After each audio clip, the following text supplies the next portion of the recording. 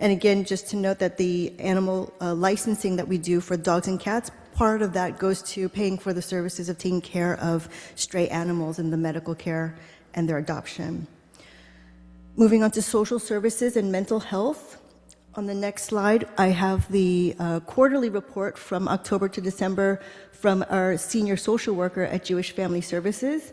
I highlighted the three services that seem to be most utilized and requested. That is transportation resources, affordable housing and SHIP program resources, that's state health insurance program, and the senior tax freeze program. These programs and having this data helps us to navigate the programs that we should do for seniors moving on in the future, because this is what they're looking for. Next slide. Our crisis intervention social worker report for February, they saw 24 cases, 10 follow-ups, and 12 others, which are calls or walk-ins. And the next slide is our notification to the community that they can go to the Hilton branch library on Saturdays to talk to CSP&J, which offers free social services assistance to sign up for anything online, whether that be a job application or SNAP benefits. They're there for you from 11 a.m. to 1 p.m. Next slide is just a reminder that 988 and 911 are phone numbers to call. As the last slide, as always, we end our presentation with the phone numbers that are available 24/7 for emergencies to call at different times if needed. And that's it. Thank you very much. Thank you, Health Officer Davenport. Are there any questions from my colleagues for our Health Officer? I have one. Ms. Davenport, I'm getting complaints about pet waste disposal. Pet waste. Pet waste, yeah. And the question is, what do we do in the way of reminding the people that have dog licenses that this is the law? We can send out a message through GovPilot, a mass email to all of them, and we can do that tomorrow. We do that, remind that. And what I'm hearing is sometimes the children are walking into it, the dogs, and maybe not picking up. And maybe we need to remind the parents that it's a family responsibility. Yes. I can't believe that children wouldn't do that. Yeah. Right. Right. So if we could just do that. And then we used to have some signs up. Do we have signs around? I was just going to suggest that we do still have signs, so if people would like, they can call us and we can give it to them and put it up on their berm. Thank you. I wanted to add onto that real quickly. I walked around DeHart Park recently, maybe a week or so ago, and both of the receptacles that had bags were empty. Okay. So I had forgotten my bags. So I asked another pet owner, and she very nicely gave me her bags. And then, so then I took care of it. But that was, so we'll want to make sure that the bags are in the receptacles. I'll talk to DPW and we can work together to get those receptacles filled. Any other questions from my colleagues? Any discussion from my colleagues? So there you have it. Walking the dog and picking up after yourself. It's a family affair, right? That's right. It's a family affair, right? All right, let's go. There you go. No There you singing. go. Okay. So we're going to open it up to the public for any questions or comments for our health officer. Are there members of the public here in person? Please come on up, state your name, and ask your question. You going to sing? No. Okay. Thank you, Garnet Hall. Welcome. Thank you. I get a lot of calls about foxes in the area. They makes my lights go on and off all night. But they're asking me the question, what do I do? So if we can get some assistance on, they start to get on chat groups and argue with each other because there's a group of people that say they're not going to bother you. Another group says, I have children, they can't play in the yard, and I don't know what to tell them, other than to call the health department. Health Officer Davenport, do you want to remind the public? There's a couple numbers. Yes. Yep. So regarding the Soma fox, which makes its appearance every once in a while, yes, they are wildlife. If you leave them alone and keep your distance from them, they will not bother you. However, if they look diseased, sick, mangy, then you can contact us and we can reach out to Animal Control Solutions or the New Jersey Fish and Wildlife, and they can come out and assess the animal. But if it is just moving around, especially because sometimes they're nocturnal and the lights go off because they're sensors, we would recommend, as we all with all wildlife, to leave them be. They'll keep moving on their way. And what happens on off hours when your office is not open, weekends, can- nights? They can call the police department and they can reach out to the various animal control solutions or DEP or if they need to for Fish and Wildlife. So maybe we could put that back out there with our next township update. Yep. Wonderful. Are there other members of the public here in person who wish to comment or ask a question of our health officer? Please, sir, come on up. Thank you. Please introduce yourself and ask your question. Hi, I'm Tom Bell. I live at 57 Woodland Road. I just wanted to second the thing about the dog waste. I'm glad you brought that up. As someone who walks our dog in Maplewood, in Memorial Park there, it is especially bad lately. And I think I think more signage would be good, like you guys said, and also more bags, because there are almost never bags in those things, almost never. But I also think that it's related to there's more and more dogs running around off leash, and signage would help with that as well. And I also think that's directly related to dogs going where people are not with their dogs to pick it up. Wonderful. Thank you, sir. Anyone else? All right, we'll turn to members of the public online. Mr. Wary, anyone online? Any members of the public joining us via Zoom would like to address the Board of Health, please raise your hand. I see no hands. Thank you, Assistant Administrator Perez, and I apologize for only acknowledging Mr. Wary when you are facilitating this for us. Thank you again.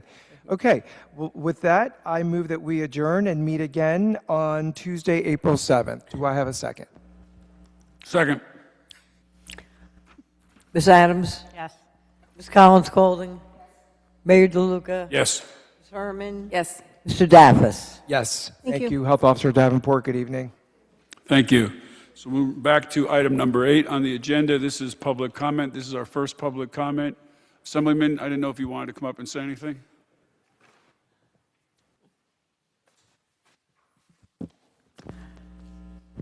Good evening. My name is Chigozie Onyema, and I'm the member of the State Assembly in the 28th Legislative District. I was actually coming by to say hello and to join the Women's History Month event. Unfortunately, I was coming back from Patterson, and I just missed it. So I really just wanted to bring greetings to the entire Maplewood community to let you all know that I stand with you, and I also stand ready to hear any issues that we may be able to address at the state level, and also to honor all of the women in Maplewood and South Orange who've served and all of the women in the community. So that's all. Thank you. Assemblyman, I was going to announce later on your initiative to do a Know Your Rights session on March 17th. And since you're here, why don't you talk about it? Wonderful, wonderful. So many of you all know that there's quite a bit going on between the Trump administration, between ICE. And so one of the things that we wanted to do, especially in light of the Trump administration's attempt to end temporary protected status for Haitians, and given a strong Haitian population throughout the 28th Legislative District, including in the Maplewood community, we wanted to make sure that we hosted something so that everybody in our community knows their rights and can best protect themselves in the event that they faced any threats from the federal agents. So we're hosting a Know Your Rights training. We initially considered doing it in person, but to be safe and to make sure that we protected everybody's privacy, we thought it best to do it online. So on March 17th at 6 p.m., we'll be doing a Know Your Rights training virtually. We'll be hearing from the New Jersey Alliance for Immigrant Justice. We're grateful to both the Maplewood and South Orange Democratic committees for co-hosting, and we're hoping that we can be able to provide tons of good information for everybody and be able to answer any questions that folks have and be honest about what's left unanswered and what we don't understand from the federal administration. Will that be recorded so that we can share it? We didn't intend to, but that's a great idea. So we will absolutely record It it is and make sure St. we can share Patrick's it. Day, I'm just saying some people. Silly me, silly me. So yes, we'll make sure that we record it and make sure that everyone has access to it. Yeah, that'd be great. Wonderful. Thank you. Thank you for doing that. Thank you. Good to see you. Good to see you as well. Y'all be well. All right, thank you. Thanks for Okay. coming for Women's History Month, too. Sorry. Would anyone else like to address the Township Committee on any agenda item?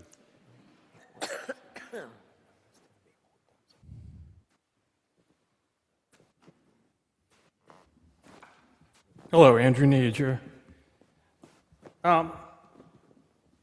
According to the master plan, Maplewood is designated 8 redevelopment areas. So 3 along Springfield Avenue between Tuscan Road and Chancellor Avenue, 1 along Burnett Avenue north of the Hart Park, 3 adjacent to the train station, and 1 along the north side of Parker Avenue between Dunnell Road and Valley Street. So how many affordable units have been created at these designated areas? I don't think we have that number right off the top. All of them, Okay. almost all of them had to have a percentage set aside of affordable units. So probably 0 then? No, I didn't say that. I said all of them had to have a percentage set aside of affordable units. It was about 15%, but it ranged. Some of the early ones were closer to 12%, and some of the later ones were 15%. Have they been built? Have they already been built at So- these areas? So in redevelopment, I'll just go right through. Redevelopment Area 1, which is on Springfield Avenue, there's the, I don't know what you call it, the loft. And there are affordable units there. That's been built. There's a proposal going up in redevelopment area, a building going up in redevelopment area 3, the Somerset, and that will have affordable units. The redevelopment area on Parker, West Parker, has affordable units. Redevelopment area downtown on Baker has affordable units. The redevelopment area where the post office was does not have affordable units. And the redevelopment area where Avalon is has affordable units. I'm what gonna miss one. and then Why, there's the why would Summit. the area at the post office not have affordable We're not going to units? get into Wouldn't that. They all You have can- to have 20%. If you want to have a affordable conversation, you can come in and meet with me, and I can go over that whole thing. But you're limited to 3 minutes here, so I would suggest we use that productively. units? Okay, does Maplewood have a quota for a specific number of affordable housing units that are required to be created Yes, in the next 10 years, 216 units. over 10 years? Yes. Okay, so there's not an immediate urgency. There's a 10-year period, and you've already identified 8 areas. No, that's from past. This is the 4th round. Those are all previous rounds. They don't count towards that 216. How many affordable housing units have been created on the west side of the train tracks?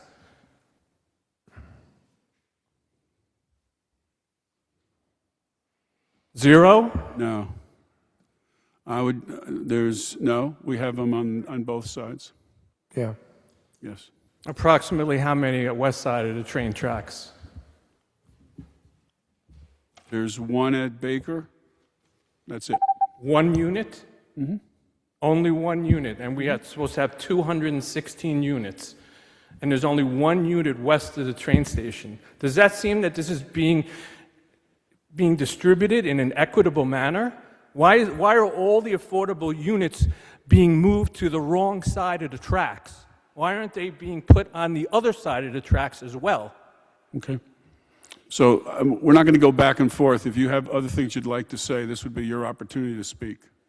Okay, well, that is a legitimate comment. If this is going to be distributed equally across the community, it should be distributed equally, okay? And the people that are on the right side of the tracks should get their fair share of the affordable units as well. Is 2144 Milburn Avenue, is that the Fred Profeta building? It's a pauper. It's not the Fred Profeta. It was called the Profeta Building at one time, yes. Is he the owner of the building? I don't know. Was Fred Profeta a member of this township committee? Yeah, I think your time is up. This is not a very productive Were conversation. you a colleague when Fred Profeta was a member of the township committee? Is Were you on the your time township is up. committee at Thank the you. same time? Your time is up. Were Thank you on the same political party as Fred Profeta you. when he was on the township committee at the same Your time? time is up. Exactly. Thank I'll you. bring that up in the next round. Thank you. Anyone else want to address the Township Committee? Come on up.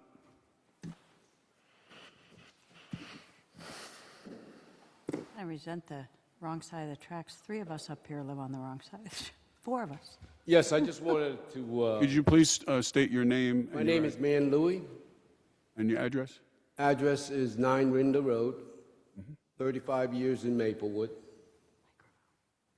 I just want to make a statement over here. Basically, what it is reading from this letter that I just received 2 days ago. It puts approximately 37 units minimum for what this letter dictates in terms of the amount of housing that's being projected to be built, to a maximum of 166. Now, if I look at the partial that's over at Milburn Avenue, the minimum is 15 units. The maximum is 75 units. That puts me, my block, at 42% of the total number that's scheduled to be built. The total number at the minimum is 37.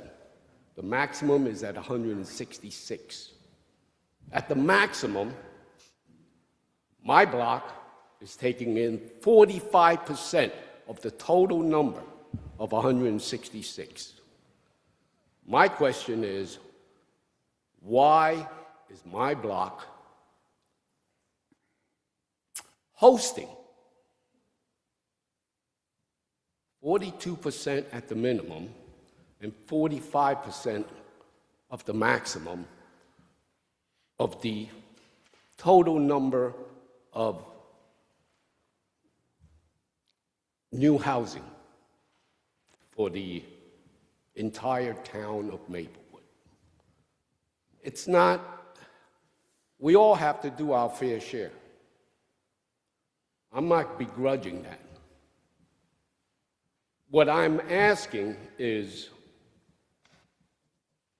what is the rest of Maplewood giving up to my block for the absorption, for the accommodation, and the hosting of 42 to 45% of the total number of housing that you're projected to build? That is all I'm asking. You make the consideration. You guys did the planning. What is this town going to do? The rest of the town going to do for me? Let's make it a win-win situation. Maybe, can we do something creative? Maybe for the next 45 years, the next 25 years, you give us credit, tax credit, at 42% or 45% to offset my block's hosting responsibility. Let's do something creative. Okay, thank you. Your time is up, sir. Thank you. Thank you.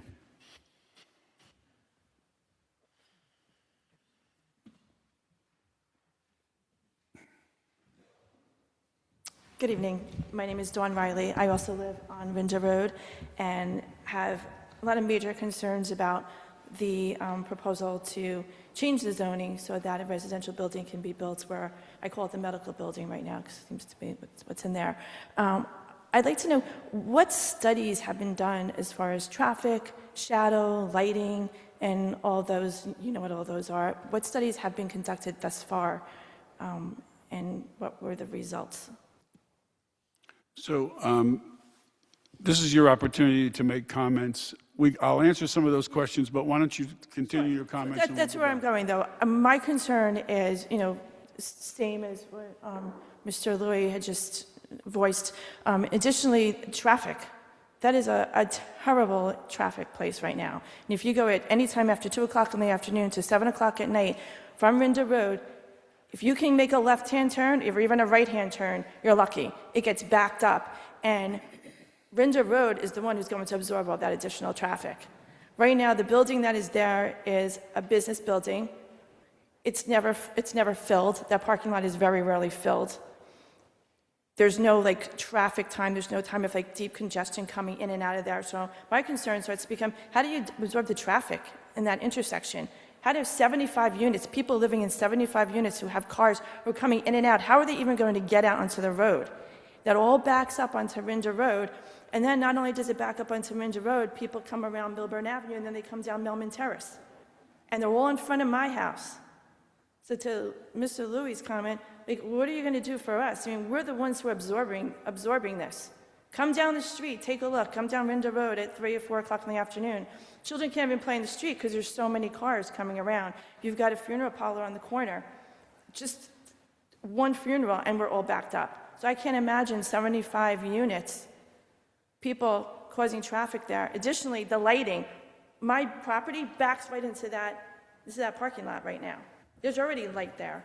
It's going to be far worse. So that light is coming in and imposing on our yards, into our homes. So I think there's a lot to be considered when rezoning something for a residential property for 75 units. We're not talking, you know, individual homes. We're talking 75 units. We're the ones who absorb that. Nobody else. It's coming right into us. We're the first street as you come into Maplewood, and it just doesn't seem fair. And I've been there for 26 years. We bought that property, understanding that was a business.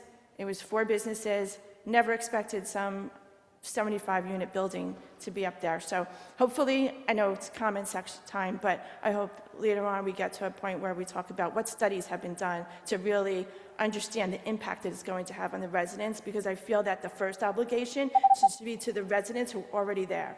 Existing residents, this body should be looking out for our best interest. And I hope that that's something that you keep in mind when making a final decision. Thank you. Thank you. Anyone else want to address the Township Committee at this point?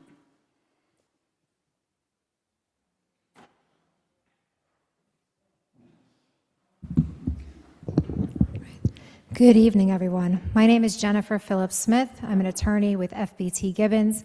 I'm here tonight on behalf of the Marcus L. Ward home, which you all probably commonly recognize as Winchester Gardens.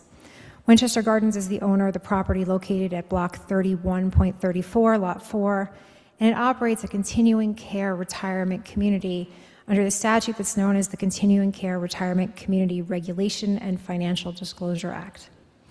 We received the notice that Winchester Gardens is proposed to be included in the Housing Element and Fair Share Plan, which is under consideration as a resolution this evening, and also that it may be subject to the AHO1 zone, which is an ordinance that you'll be considering later this evening. We've placed our concerns in a letter that we sent to you earlier today with legal precedent. I'll use my time today to summarize those highlights. And I think it's appropriate to start here. I know I'd like to reiterate later when it comes time for the ordinance as well.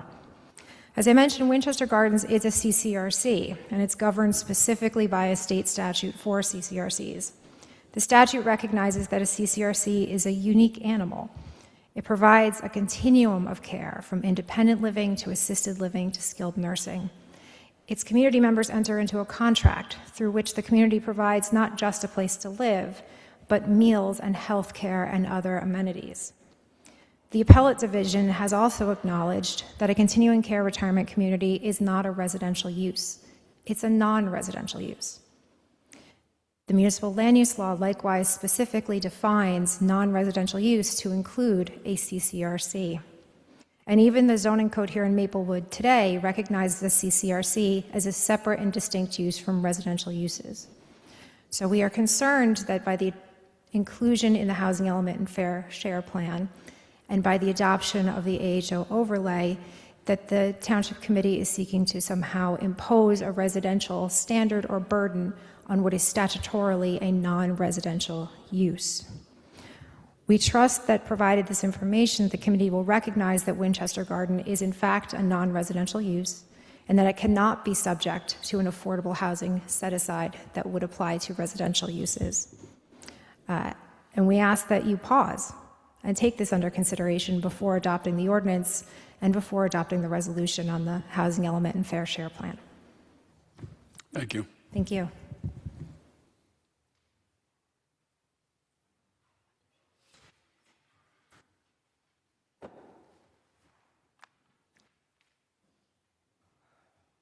Good evening, Mayor and committee, and thank you for the opportunity to speak tonight. My name is Marta Figueroa. I'm a 32-year resident of Maplewood. I live at 11 Cherry Place between Parker and Hillcrest Road. And I am here also, since it seems you guys are receiving comments, I am here to communicate my concern regarding the town's insufficient notice of the ordinance to amend Chapter 271 of the Township Code and the establishment of the Affordable Housing Overlay 1 zone. I need to begin my comments to the committee by assuring you that I am not against affordable housing in my neighborhood. I understand the urgency of affordable housing, not as an abstract issue, but from lived experience. As a child, my family faced the constant threat of losing our home. That instability shaped my understanding of how foundational, safe, stable housing is to dignity, opportunity, and health. So I am not here to speak against affordable housing in my neighborhood. Instead, I am here to raise concerns about how the township is addressing their obligations for affordable housing. My specific concerns include the fact that the township and developer served insufficient notice to the residents affected by the rezoning ordinance and did not satisfy their requirements under the municipal land use law. This potentially renders said ordinance defective and deprives the residents of the opportunity to retain appropriate counsel and solicit expert testimony. For the record, please note that the initial notice and certified mail letter, much as are my community members here, from the attorney representing the township was attempted to be served for the first time at my house on the same day of the February 26th meeting. It was insufficient notice even for this meeting, as it was not a 10 days notice. The proposed development on Parker Avenue is particularly exceptional as it renders the most significant zoning change. It's the most extreme in the ordinance. It goes from single, two-family to 25-unit housing. So the insufficient notice provided by the township, I feel, is particularly egregious and disappointing. We appreciate that, or I appreciate, that the town is fulfilling its legal obligations for affordable housing, but that does not release the township from its other legal, representative, and ethical obligations to its residents. The ex post facto notice is also deficient and inadequate. For example, it makes no explicit statement regarding the maximum number of permitted floors, even though this is referenced elsewhere in the document when it talks about the parking stories. Without this type of critical information pertaining to structural parameters, residents cannot possibly make informed decisions regarding their own property, and this represents an undue burden. The front of my house directly faces the proposed housing structure at 275 Parker, and the structure has the potential to change the way my house receives sunlight, changes the character of my neighborhood, and will impact my property value. The ordinance states that the township has not prepared utility, roadway, or traffic studies on the existing conditions, as has also been said in the previous comments, on the existing conditions, capacity, or reports on upgrades required to support the proposed development. It requires the developer to provide the information. How and when will this information be made available to the residents? What mechanisms will be made to address insufficiencies in the provided information? I'm going to have to stop because your time is up and you're almost a minute over. Thank you. Thank you. Comments?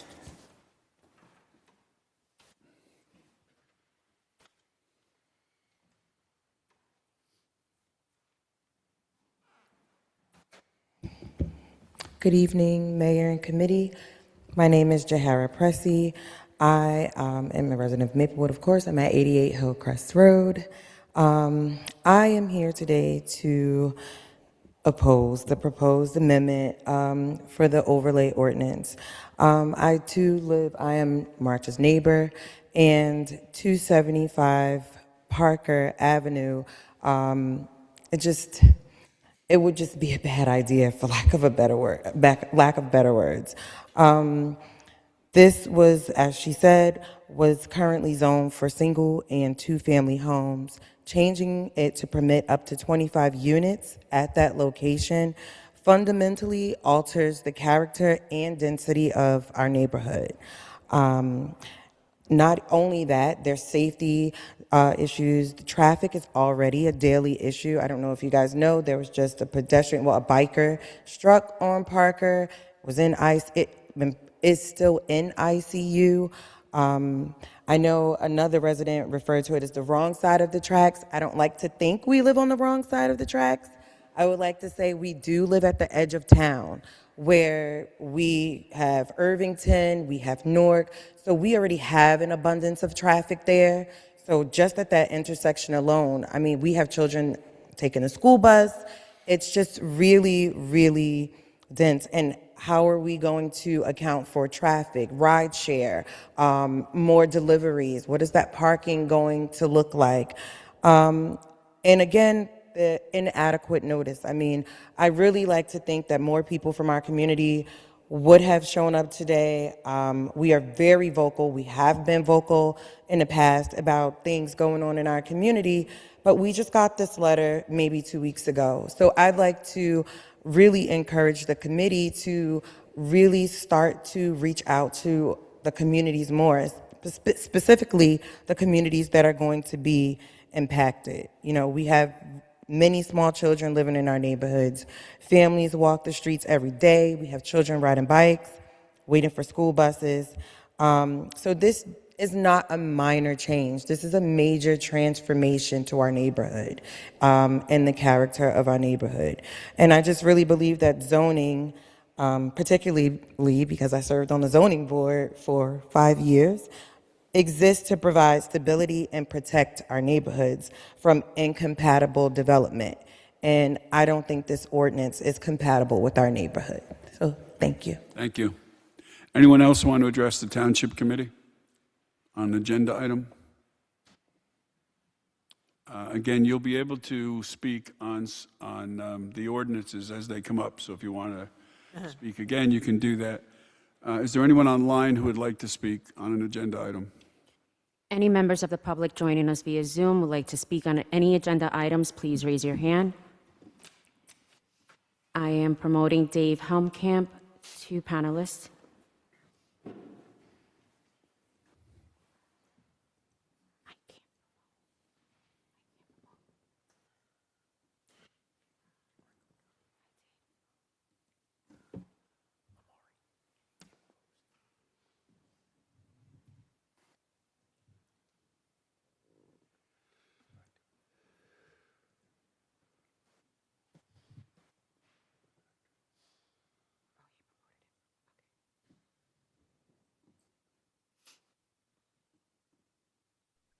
Okay, good evening. Dave Helmkamp, 571 Prospect. I was just going to follow up on my comments from 2 weeks ago. I just had some personal observations, and I'm actually going to make them really short because I sense the same sort of conclusions in the room already tonight. You know, this is just a really complicated process. Everything that I've seen online, and I think you all know I've been watching this stuff online for nearly 15 years. Everything is different, qualitatively different this time, and in some good ways. There's a lot more constructive conversation. I see people, you know, understanding the puts and takes. But this isn't going to end soon. And I truly worry about the zeitgeist, really, particularly in some of the development projects as they come online and capture our attention for a while, and then construction goes on, and I think you're all aware of it, so that's why I'm not going to belabor the point. But I'll add that the two press releases that were done in this past month were really, really helpful. I shared them, and monitored the number of times they were read, and they read quite a bit, and they really did help people see the process a little bit better, and helped the NIMBY-YIMBY argument maybe not be as intense as it would otherwise be. So I would just encourage you to keep doing that, maybe on a 30 or 60-day basis, to really lay out what's coming down the pike. Either directly related to affordable housing or projects that are starting, and ordinances as you did this past month. I think it'd be really helpful. That's all. Thank you. Is there anyone else who would like to speak to us online?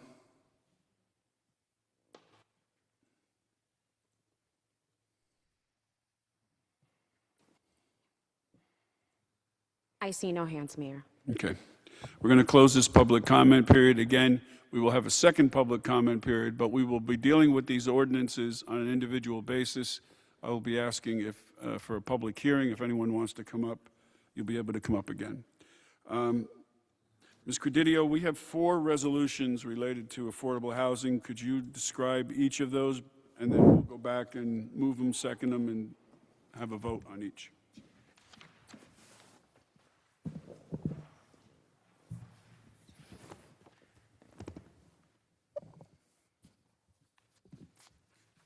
Mayor, Resolution 100-26 is a resolution of the Township Committee endorsing the amended Housing Element and Fair Share Plan that was adopted by the Planning Board on February 26th. Last year, the Planning Board adopted a Housing Element and Fair Share Plan in June of 2025, which this body endorsed. Subsequent to that process, after the Township engaged in the Affordable Housing Dispute Resolution Program and negotiated with the Fair Share Housing Center, certain revisions to that Housing Element and Fair Share Plan were required. Those were adopted, as I said, by the Planning Board last week, and this resolution this evening would be the endorsement of the Township Committee of that amended Housing Element and Fair Share Plan. Keep going, please.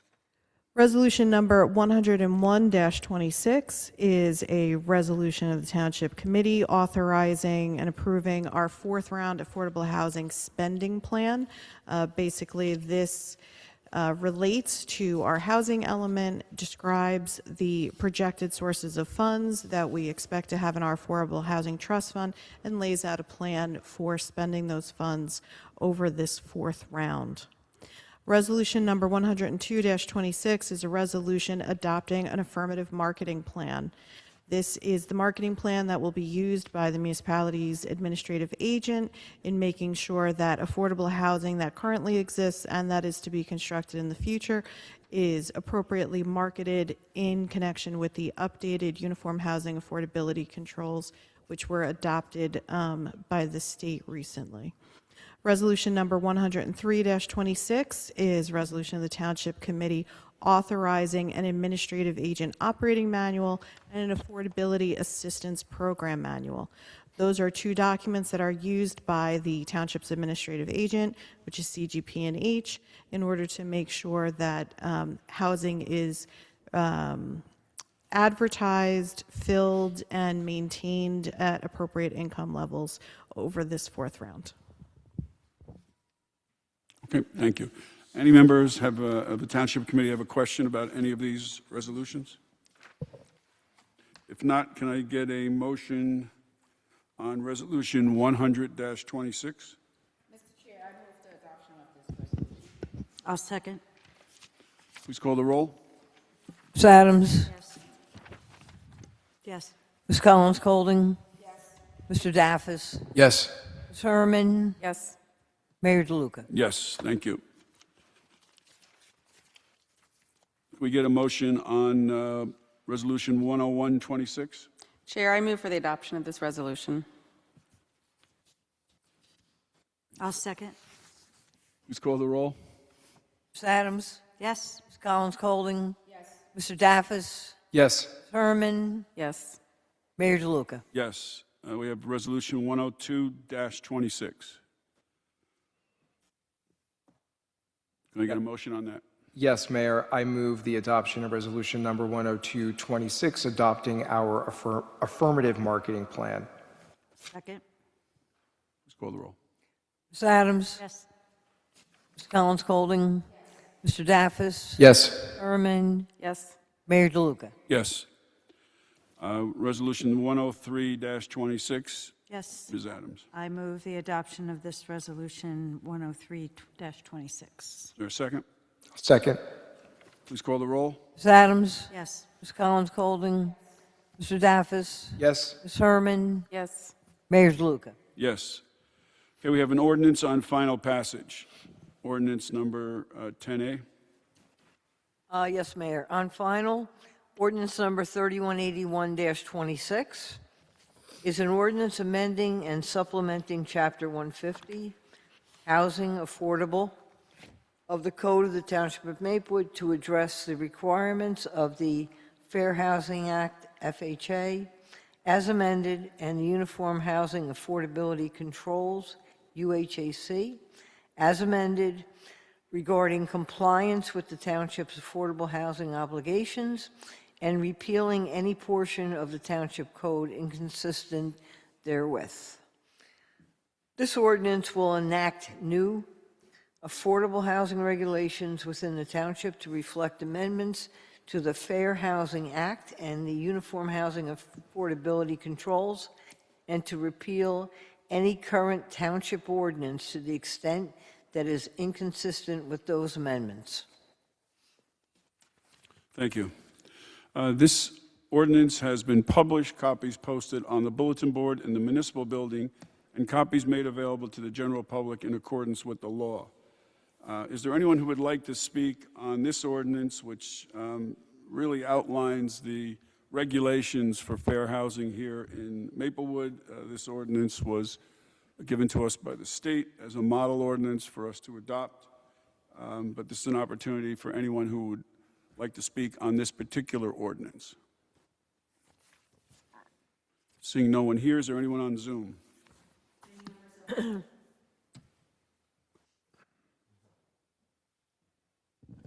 Any members of the public joining us via Zoom would like to speak on this ordinance, please raise your hand. I see no hands, Mayor. Come on up. Just wait till you get there, and then we need your name and your address. Brian Ratkiewicz, 34 Salter Place. I was just trying to find the ordinance, and it's not on the bulletin board outside. And I couldn't really find it online. I mean, I assume the full ordinance shows everything that's being changed? Yeah, there's a link here on the agenda. So it shows everything that's being changed and repealed and everything else in that?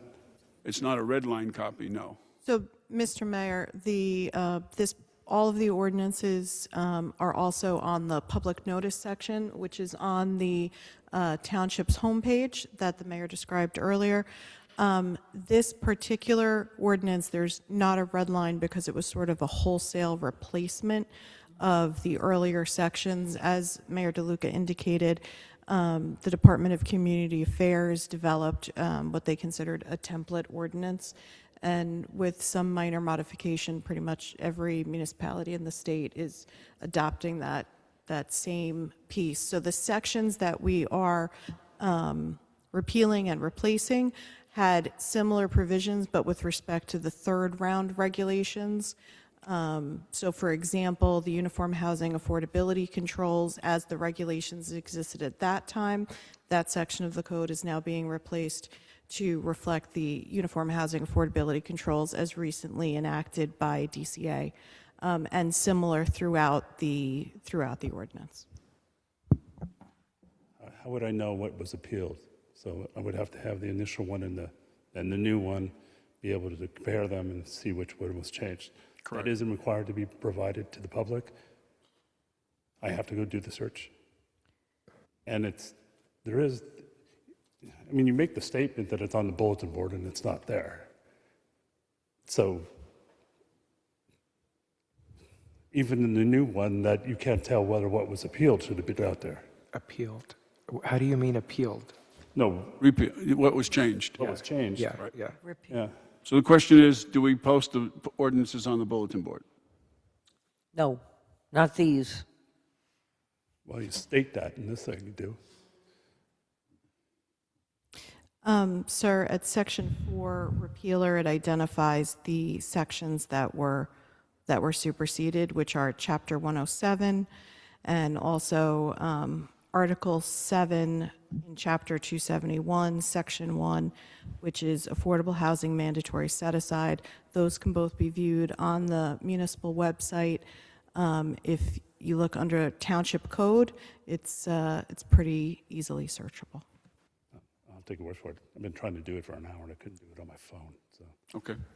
But I would just assume that, and so that's why I went out there to find it on the bulletin board, and I couldn't find what it was and what it ended up being. So it's on our website.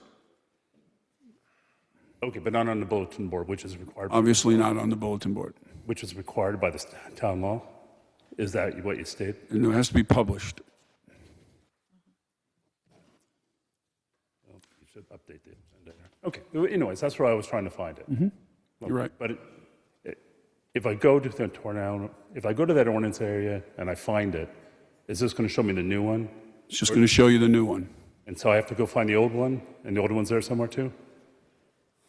Well, the old one would be in our code. Will It's be on the website, in our code.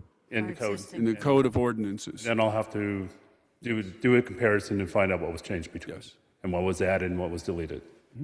And the town or whoever writes this isn't responsible to doing that? No. I mean, in my business, you're supposed to. If you write a new document, you tell us what you changed. You don't expect someone to go try to figure that out. But, so that's the way. So for public notice, we have to advertise what we're voting on, so that's it. Yeah. These ordinances were reviewed by the planning board for consistency with the master plan. Yeah. And, I just wanted to read it. yeah, well, it's on the website. That's why, that was my comment, that they're not out there on the bulletin board like you stated. That will be stricken from my next statement. It's on all of them. Yeah, I know. Okay.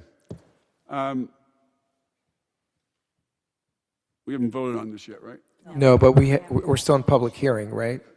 Yes. Any other members? You said no more members on Zoom, right? Okay. Anybody else? Yes.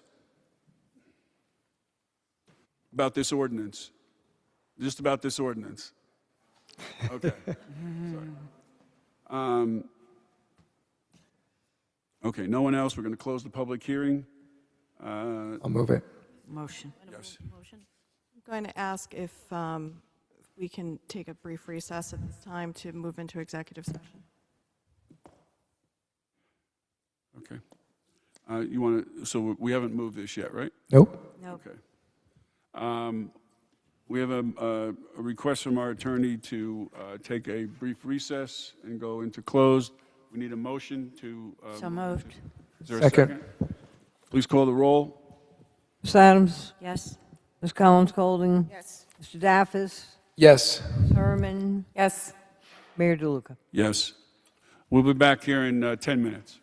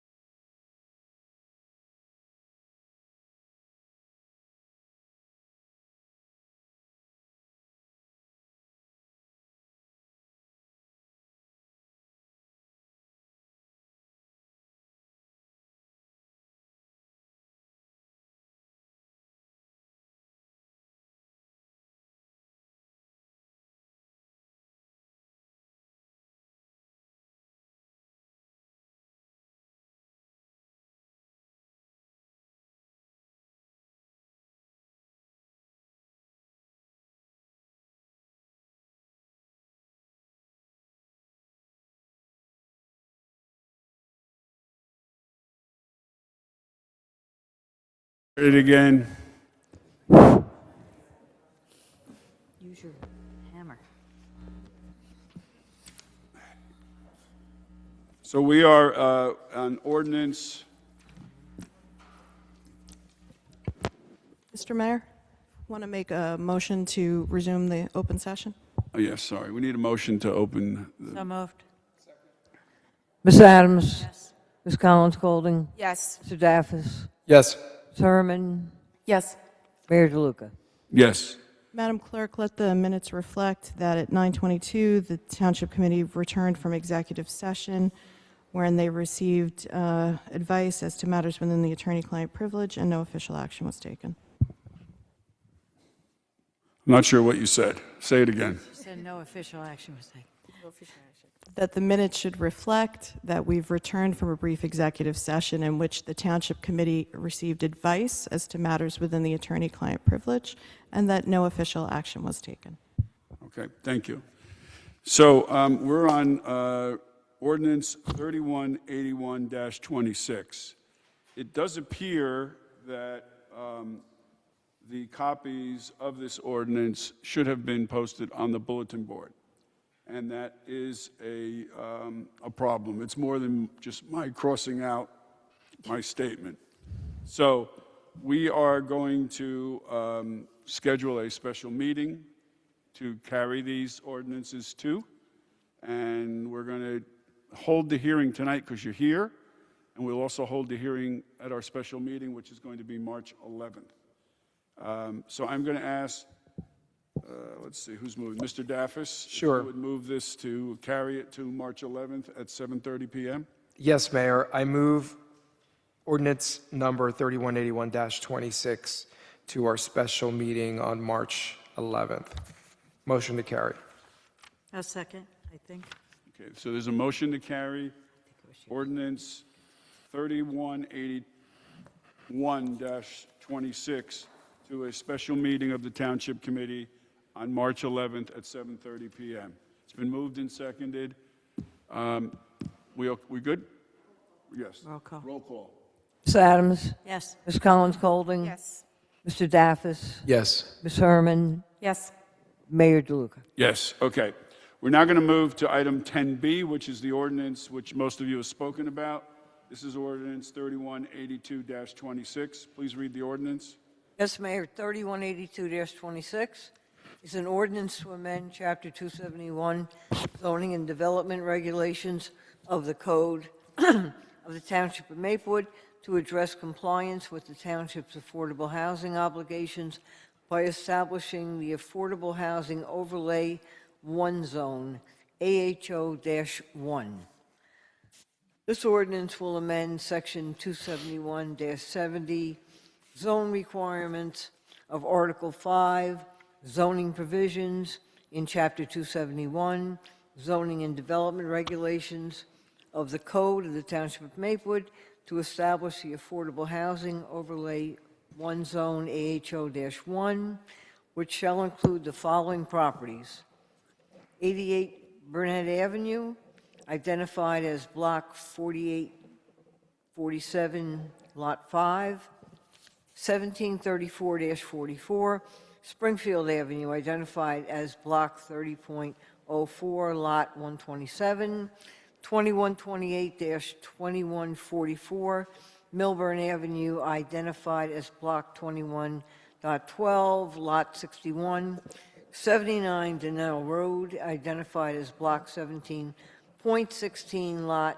161, 275 Parker Avenue, identified as Block 42.08, Lot 146, 2017 Springfield Avenue, identified as Block 29.04, Lot 536, and 333 Elmwood Avenue, identified as Block 3134, Lot 4 on the Township Tax Map. Thank you. Before I open the public hearing, two things I want to do. One is to, we have a rule here that if we go past 9:30, we have to actually vote on that. So I need a motion to go past 9:30. I'll move it. Second. All in favor? Aye. Aye. And the second thing is I just want to give a little background before we open the hearing. And so Maplewood was given 216 units of affordable housing that has to get built between the period of 2025 and 2035. And that is a calculation that gets made by the Department of Community Affairs. This is the fourth round. Maplewood has gone through 3 prior rounds. Our numbers have fluctuated in each of those rounds. The prior round was somewhere in the 300s. One of the ways that we have met our requirement is that we have established overlay zones. And an overlay zone does not disturb the underlying zone, it overlays the zone on top. So oftentimes you'll find a commercial property or a residential property that has a certain zone, and then we put an overlay zone on top. So in the past rounds, in 2 and 3 of the affordable housing program, we did an overlay of the Maplewood Country Club. So if the Maplewood Country Club is ever sold and developed, that overlay zone would dictate. The Maplewood Country Club, and this is Maplewood Country Club has probably had that zone now for 20 years. And the Maplewood Country Club is still functioning. People are still playing golf every day or when it's nice. So it doesn't require building. It just says that if the current owner or future owner does want to build there, that the new zoning, the overlay zone, dictates. So we were faced with this requirement of 216 units, and we had to look at where there was a reasonable possibility of units being developed. And we put together a plan, and the plan, we received a lawsuit from the Fair Housing Center, and we received another lawsuit from a developer downtown. And one of the challenges that we had was that we did not clearly identify potential sites that could be developed. So when you look at potential sites, you don't look at houses where people live.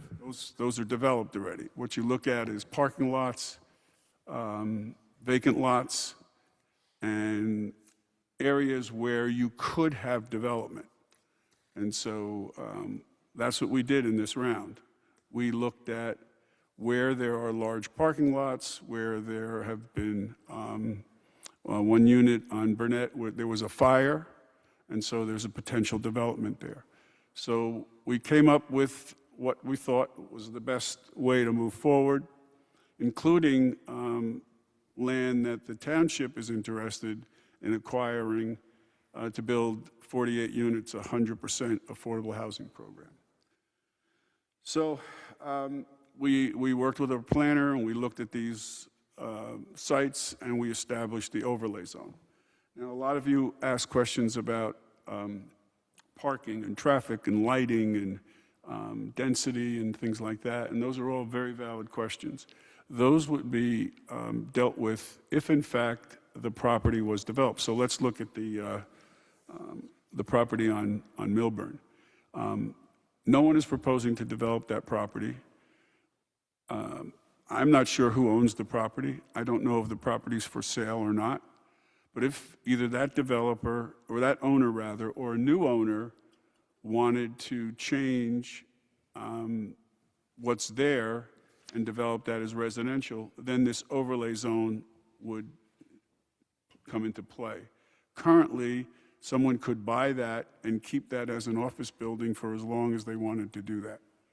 So it only kicks in if, in fact, there is someone who's interested in buying it. Now, the one on Parker is a little different. As you know, that was owned by the church, and the church auctioned it off. And so the town had nothing to do with that. The church auctioned it off, and there is a developer there who is interested in developing housing.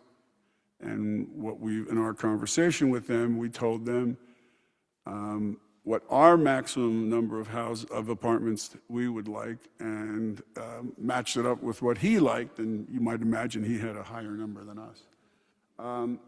So it is under these new rules, it would be very difficult for us to say to a property owner who has property to build, and that vacant lot, that's a vacant lot, it's a parking lot. A property owner that has property to build and is willing to build and willing to include 20% affordable housing, it is very difficult for the town to say no, because we have an obligation to not use our zoning laws to block housing, but to facilitate affordable housing.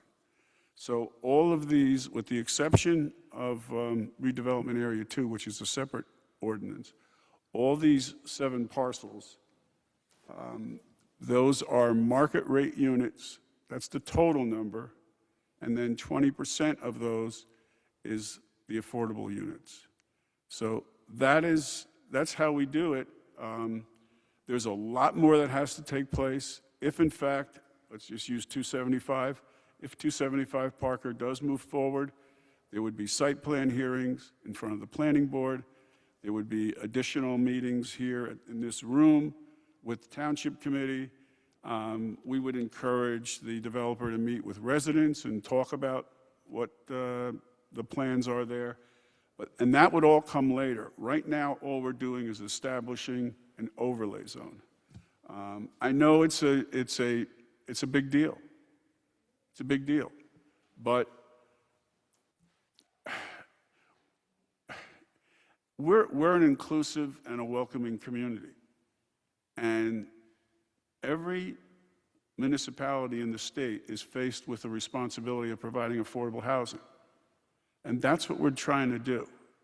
And we're not trying to cram it on the east side or the west side. We're looking at where there are parcels that would allow us to work with private developers to build housing, and then we get 20% of that housing to be affordable.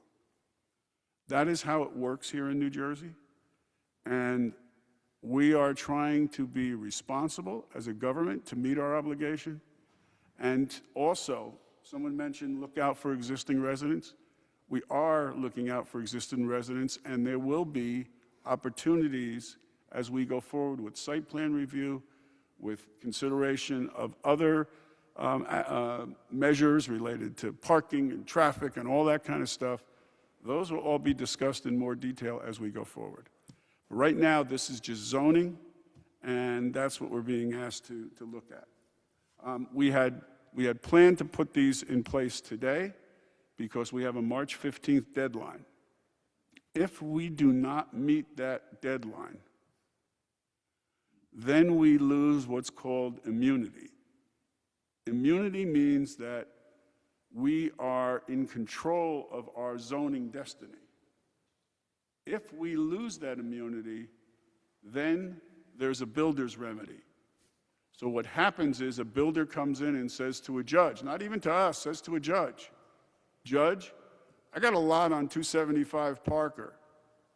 And the town says that they don't want me to build, and they don't have immunity, but I'm going to build affordable units, so I want to build 50 units there and create 10 affordable units. And some judge is going to say, well, Maplewood, you missed your chance. You could have zoned it properly. You didn't do that. This developer owns the lot, wants to build, and that's what I'm going to allow him to do or allow her to do. So we are trying to do this in a way that protects the entire town and every resident. And again, these are overlay zones. They do not require building, but if there is an owner, a willing owner, either current or future, that wants to build, then the negotiations begin with the town based on this overlay zone. Anybody have anything else? Yeah, I just want to say that, and that's true anywhere, not just the one that's bought. They could literally, you could get some multifamily affordable units on the west side. Somebody buys a single family residential, and which is not recommended to take someone's home, but somebody bought it. They don't have to pay attention to any of the zoning. They could put as many units there as they want, and they could build it as high as they want. We're trying to And we've been dealing with this since I was mayor last year, since like 8 months ago, on how to do what's best for the community, but also how to provide the affordable housing that we're legally obligated to provide, and how to do so thoughtfully and with care. And that's what we're trying on. So it's been very frustrating, to be honest. It's been enormously frustrating, as our attorney has heard us complaining and yelling, and why we shouldn't even be talking about this. It should go before the planning board. It should go, but a lot of it is being literally forced on us by the courts. So with that, we're going to open the public hearing for ordinance 3182-26. This is the ordinance that outlines the overlay zone for these properties. Again, we are not going to act tonight. We are going to listen to your testimony or your comments, and then we will move to carry this to the 11th of March, Wednesday night, 11th of March, and we will meet here at 7:30. At that time, we'll have another public hearing, and we will take a final vote. And I'm sorry, one other thing. There's no requirement, as long as we make the public announcement that we're continuing, there's no requirement for further notice of the residents. Is that correct? That's correct, Mr. Mayor. Okay, we just have to notice it on our website. Is that right? We're going to post notice on the website, we're going to post it on the bulletin board, and there will be no additional mailed notice. Okay. Okay. Okay, thank you. So Marta Figueroa again, 11 Cherry Place. I just wanted to finish off my comments from earlier. I appreciate that the town is at risk of losing immunity, and that there are other requirements that you have to meet. However, again, there was insufficient notice of this change, and I really think that you would have gotten a much better reception if we had been properly notified. Really, we just want to be participants of this process, in this process. And I want to remind, and I know you mentioned that it's hard to work with the developers, but we have some precedent. Another development abutting that rezoned area along Parker Avenue has set a precedent for negotiating, communicating directly with the residents. With Ms. Presley's help and Frank McGee's participation, we worked with that developer, and they actually developed something that I don't mind looking at. I look at it every single day, and I don't mind. But now what I got was a notice that didn't allow me that didn't give me any assurance that there was going to be any participation on the part of the residents. So I would like to point that process or that experience out as a model that can be followed in the future, that we would love to be a part of, and keeping that in mind, hoping that the township considers all of that and our concerns in general. Again, I'm not against affordable housing, all good, but I want to be part of the process. I do not want this rammed down my throat. And we agree. And we will. I know I know you, and I know the developer of the other one, of Wayne Crowell, when he developed it. So, I mean, I've spoken to Wayne, and Wayne explained to me what was going on there. Yeah. And when we met with the developer, we did talk about that there's going to be a lot of interest on the part of the residents of Cherry Place to have some say in this, and he understands that. Okay. But we haven't. I mean, I have absolutely no idea what he's even proposing there, because all this is a zoning document. Yeah. So when we get beyond the zoning document into negotiations with the developer, as we've done with other developers, we sit down with the stakeholders, and there's back and forth. Everything from materials to colors to driveways, things like that. Those are all important to you. I understand that. Yes. And those can be discussed as we go along. This is a zoning document that allows us to meet our affordable housing obligation. Thank you. Okay, thank you.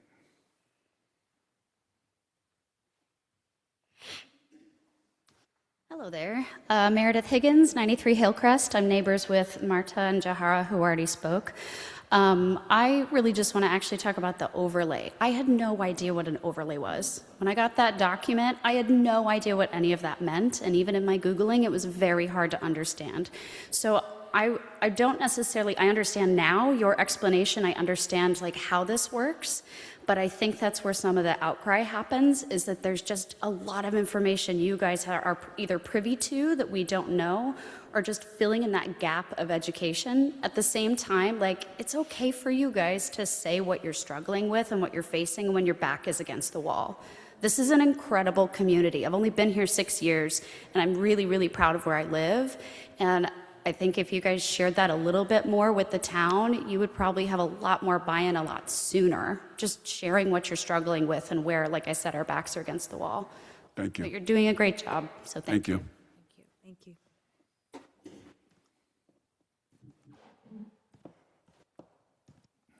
Tahara Pressy, I'm back again. Just wanted to say thank you guys. You've always been responsive whenever I've reached out, or most of my neighbors.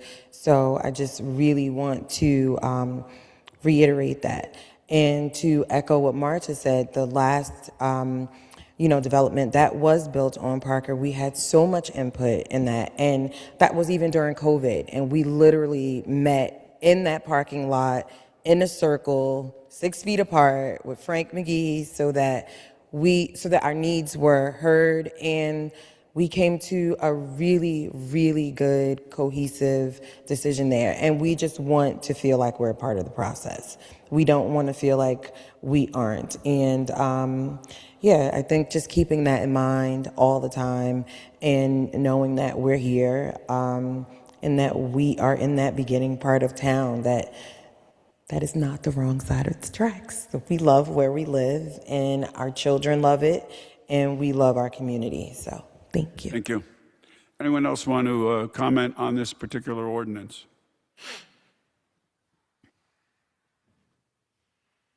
Hi, Dawn Riley again. Just a quick question. So thank you for the explanation of overlay and addressing my question earlier then about the traffic and the surveys and studies that would be done.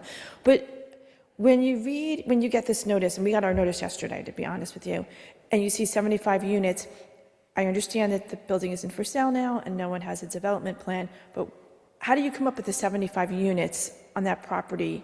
Because it seems like a large number to start with, because that seems like a lot of units for that section. So what the measure that we've been using is 60 units an acre. So it's about 1.4 acres or something like that.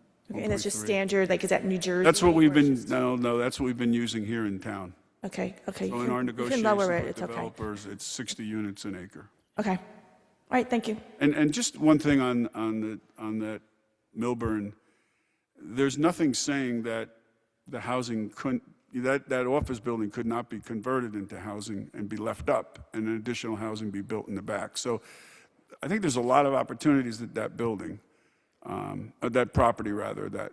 Yeah, it's just, it's 75. It seems like an awful lot for that intersection. I mean, that's Milburn Avenue, Vauxhall Valley coming down. That's just a lot. And I couldn't imagine 75 units, however many people per unit, trying to get in and out of that location. So that's a pause for concern at 75. A fair one.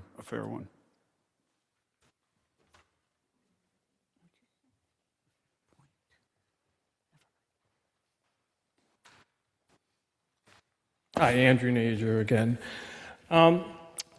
So when I look at the master plan, it says, in addition to the designated redevelopment areas, Township should consider the following additional areas for potential designation as either redevelopment or rehabilitation areas, which includes the entire Maplewood Village area.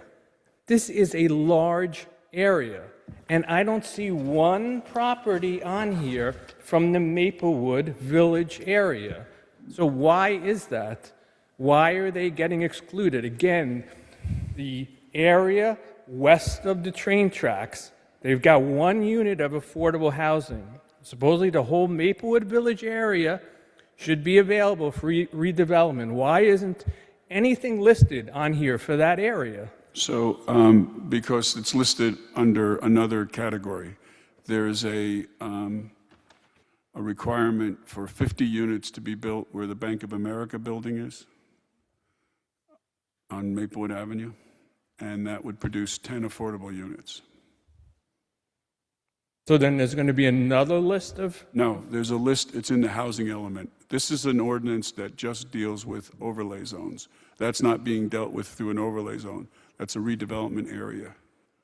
And just for the And record. how many affordable units will just- come from and that, as I said, there'll be 50 units total, 10 will be affordable. And just for the record, the Maplewood Village Alliance includes both sides of the tracks there. So there's the building that's across the street. I don't know what I think it's called the Park now. It used to be the police station. And that has, I think, 6 affordable units there. There's a property on there on Dunnell Road that's next to the fire department, and that will have 1 unit, I believe. So we are trying to spread them around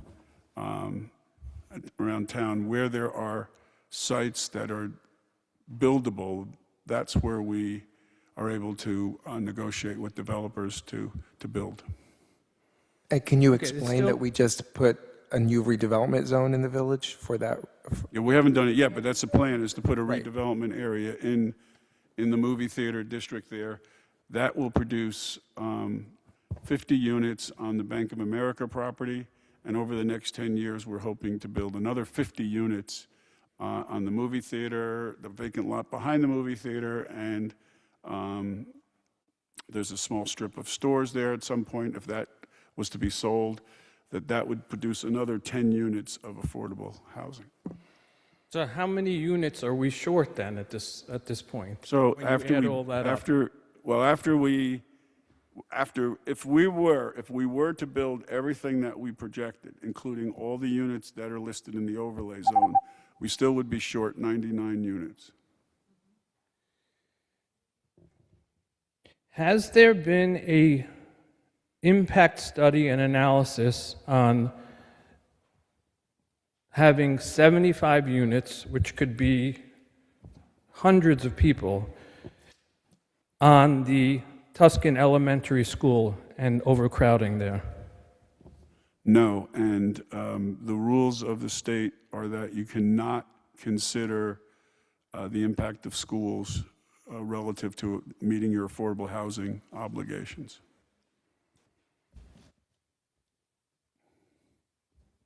Okay, what about a visual and shadow impact study analysis? Those would all be done when there's actually a plan to develop, because that would depend on how high the building is, where it's situated on the property, the orientation of the building. So that would all be done when there's a site plan hearing.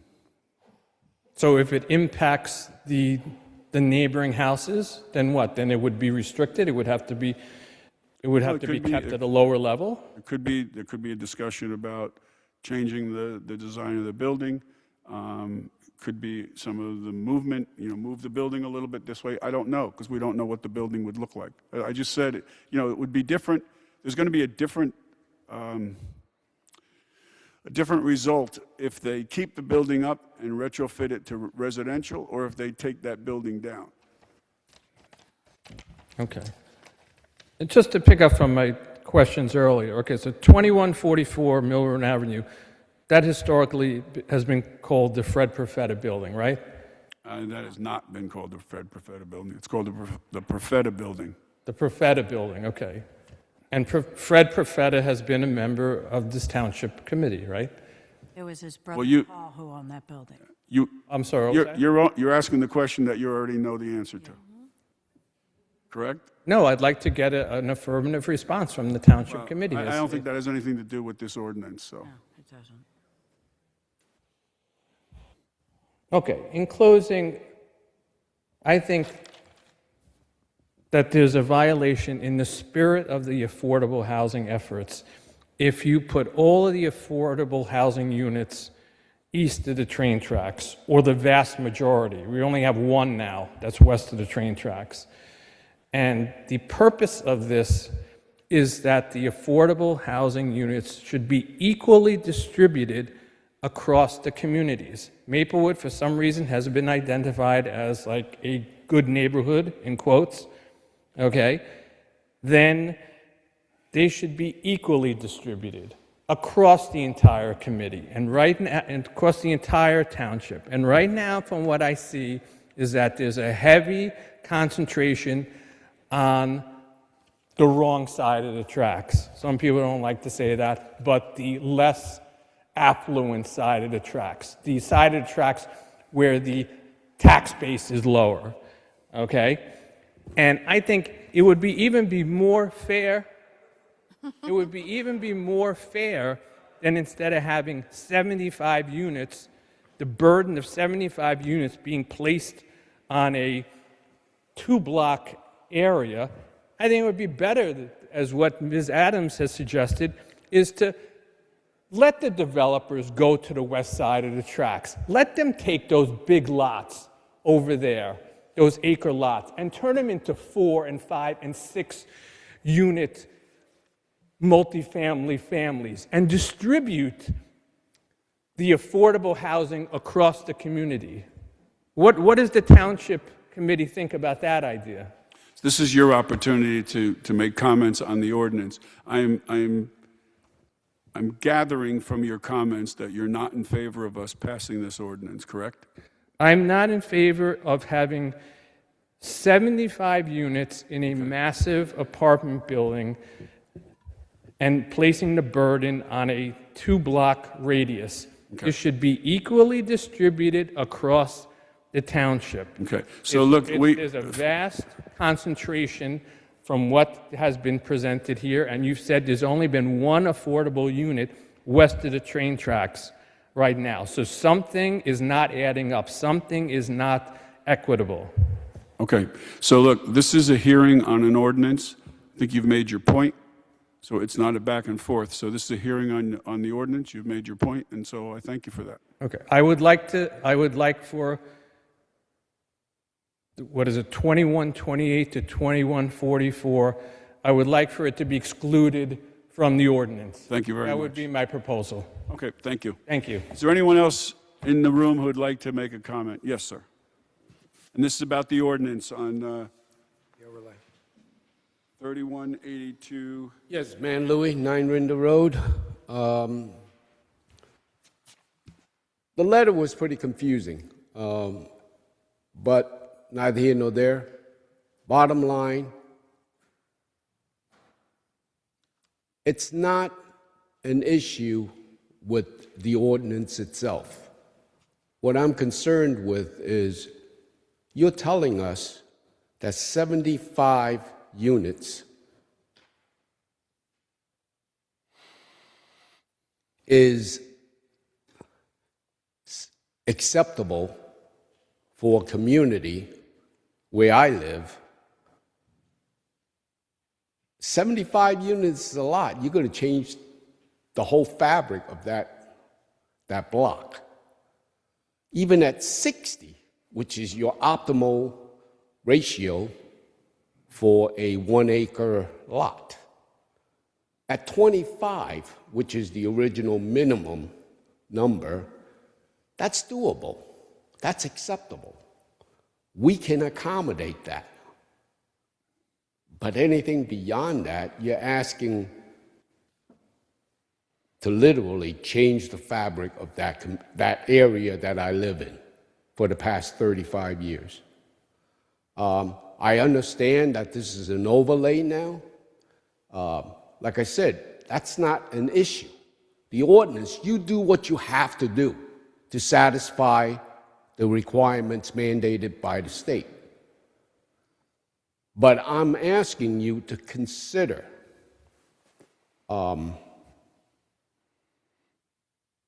the impact that it would have when you say, okay, developer, you can build this minimum of preferably at 60, because at 60 unit, you get maybe 15 units out of it of affordable housing, which is fine. I have no issues with that.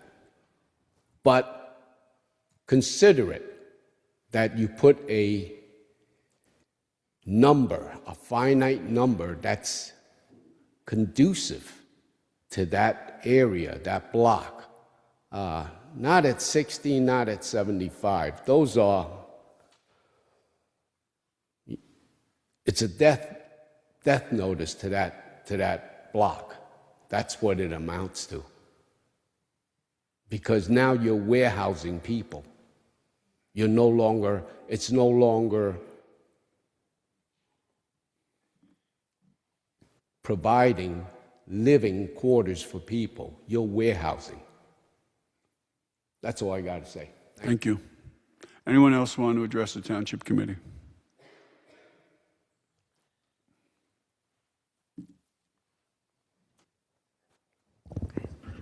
Just for the purposes of having a clean record, my name is Jennifer Phillips Smith again, and I'm still here on behalf of the Marcus L. Ward Home, also known as Winchester Gardens. Again, for the purpose of the record, I'm not going to completely repeat my comments from earlier, but I do wish to reiterate the comments from my letter of March 3rd that was submitted today, as well as the comments I made earlier this evening during the first public comment section with respect to the resolution and now to the ordinance. Mr. Mayor, I did hear your statement earlier that sometimes with these overlay ordinances, the intent is not to target the expansion of a use that's there today. You mentioned the country club, but instead to adopt an overlay ordinance if the existing use goes away. Winchester Gardens objects to the overlay ordinance to the extent it is trying to seek to impose an affordable housing set-aside on a non-residential use. If, however, that's not the intent, and the intent is only for some future purely residential use and not to impact any expansion of a CCRC, we would appreciate that confirmation before the public hearing continues on March 11th. Thank you. Thank you.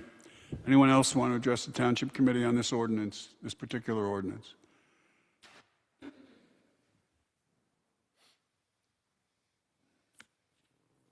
Just give us your name and address, please. Hi, my name is Jocelyn Dwallow. I reside at 74 Burnett Avenue. Specifically, my concern just comes, I guess, from the precedent of the exact ordinance in regards to the overlay.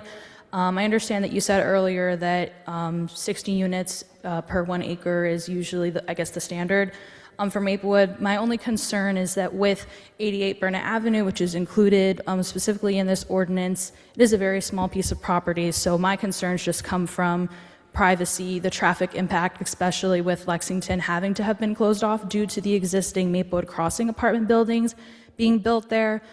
So I just wanted, I don't know if this is the right forum in a sense to ask, but my concern is just the amount of units, similarly to some of the others that spoke beforehand in regards to 88 Burnett Avenue.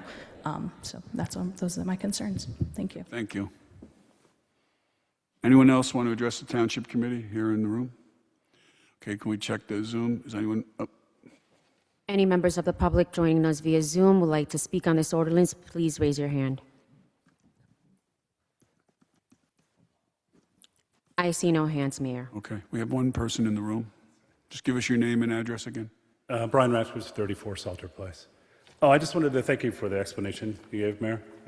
That was very appreciative, and I didn't know what an overlay was either.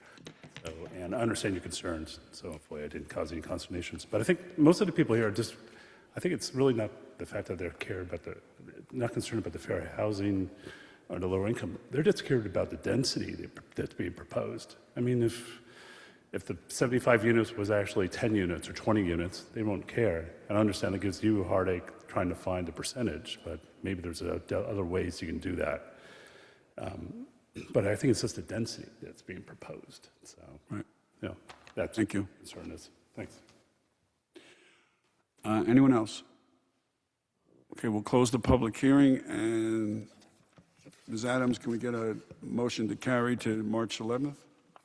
Yes, Mayor, I move that we carry ordinance 3182-26 to the March 11th meeting for another hearing and vote. I second. Please call the roll. Ms. Adams? Yes. Ms. Collins Golding? Yes. Mr. Zaffis? Yes. Ms. Herman? Yes. Mayor DeLuca? Yes, thank you. We have another ordinance on final. Yes, Mayor, 3183-26 is an ordinance enacting an amendment to the amended and supplemented redevelopment plan for redevelopment Area 2. This ordinance will amend the amended and supplemented redevelopment plan for redevelopment Area 2, including but not limited to Section 7 thereof, to add apartment buildings and/or stacked flats consisting entirely of affordable dwelling units as a permitted use in certain areas, and to make certain other related revisions in connection therewith. Okay. So we're going to carry this ordinance. In fact, we're going to carry all the second reading ordinances tonight. Let me just explain this one. This is redevelopment area 2. This is a land that's between Boyden Avenue and Burnett Avenue. This was a former commercial site. It was a building company. They built things there, woodworking.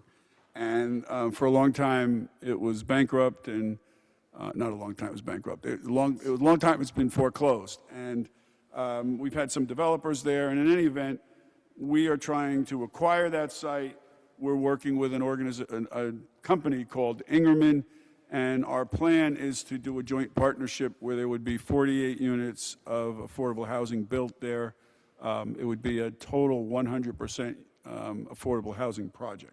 So the benefits here is that we clean up a contaminated site and we provide affordable housing there. So is there anyone who wants to speak on this ordinance, which is changing redevelopment area 2 to allow for 100% affordable housing? I see no one. Is there anyone on Zoom? Any members of the public joining us via Zoom would like to speak on this ordinance, please raise your hand. I see no hands, Mayor. Okay. Can we get a motion to carry this to March 3rd? March 11th. March 11th, sorry. Carry it to 11. It's getting late. It's getting late. This ordinance to be carried to March 11, 3183-26. Is that me second? Mr. Daffis. I second. All right. Please call the roll on the carry. Ms. Adams? Yes. Ms. Collins Colding? Yes. Mr. Daffis? Yes. Herman? Yes. Mayor DeLuca? Yes. Are we sure, have any of these other ordinances been posted? No. Okay. Ordinance, item 10D. Item 10D, ordinance 3184-26, is an ordinance authorizing the acquisition of riparian credits in connection with the construction of stormwater facilities on Maple Terrace and Berkeley Road in the Township of Maplewood. This ordinance will authorize the township to acquire riparian credits in connection with the construction of stormwater facilities on Maple Terrace and Berkeley Road. Okay, is there anyone who would like to speak on this ordinance? This is dealing with a storm drainage area up on Maple Terrace. I see no one here. Is there anyone on Zoom? Any members of the public joining us via Zoom would like to speak on this ordinance, please raise your hand. I see no hands, Mayor. Okay. Can we get a motion to carry this to March I move 11th? that we carry this ordinance for final to March 11th special meeting. Second. Please call the roll. Ms. Adams? Yes. Ms. Collins Colding? Yes. Mr. Daffis? Yes. Ms. Herman? Yes. Mayor DeLuca? Yes, thank you. We have an ordinance here on item 10E. Yes, Mayor, 3185-26 is an ordinance amending Chapter 257 of the Code of the Township of Maplewood entitled Vehicles and Traffic to prohibit parking on a portion of Carlton Court. This ordinance will prohibit parking on the west side of the portion of Carlton Court that is adjacent to the railroad. Parking will remain permitted on the east side of the street. Okay, this is a parking ordinance. Is there anyone who here would like to speak on this ordinance? This also will be carried till March 11th. Is there anyone on Zoom who would like to speak on this ordinance? Any members of the public joining us via Zoom would like to speak on this ordinance, please raise your hand. I see no hands. Thank you. I'll move that we just carry this ordinance for hearing and final vote on March 11th. Second. Please call the roll. Ms. Adams? Yes. Ms. Collins Colding? Yes. Mr. Daffis? Yes. Ms. Herman? Yes. Mayor DeLuca? Yes. Okay, we have introduction of ordinances. Yes, Mayor. Item 11A, ordinance number 3186-26, is an ordinance amending and supplementing Chapter 257 of the Code of the Township of Maplewood entitled Vehicles and Traffic, to establish a new speed limit along Springfield Avenue. This ordinance will amend and supplement Chapter 257 of the Township Code to establish 30-mile-per-hour speed limit along Springfield Avenue based upon an engineering study.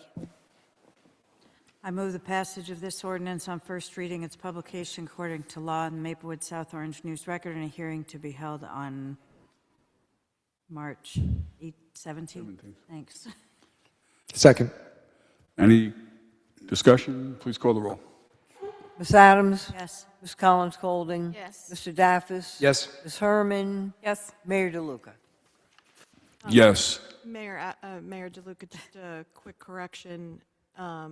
I know our usual script says publication in the, Yes, should we, I was going to say that. When I was reading it, I was thinking that. it will be published on the municipality's website. Okay.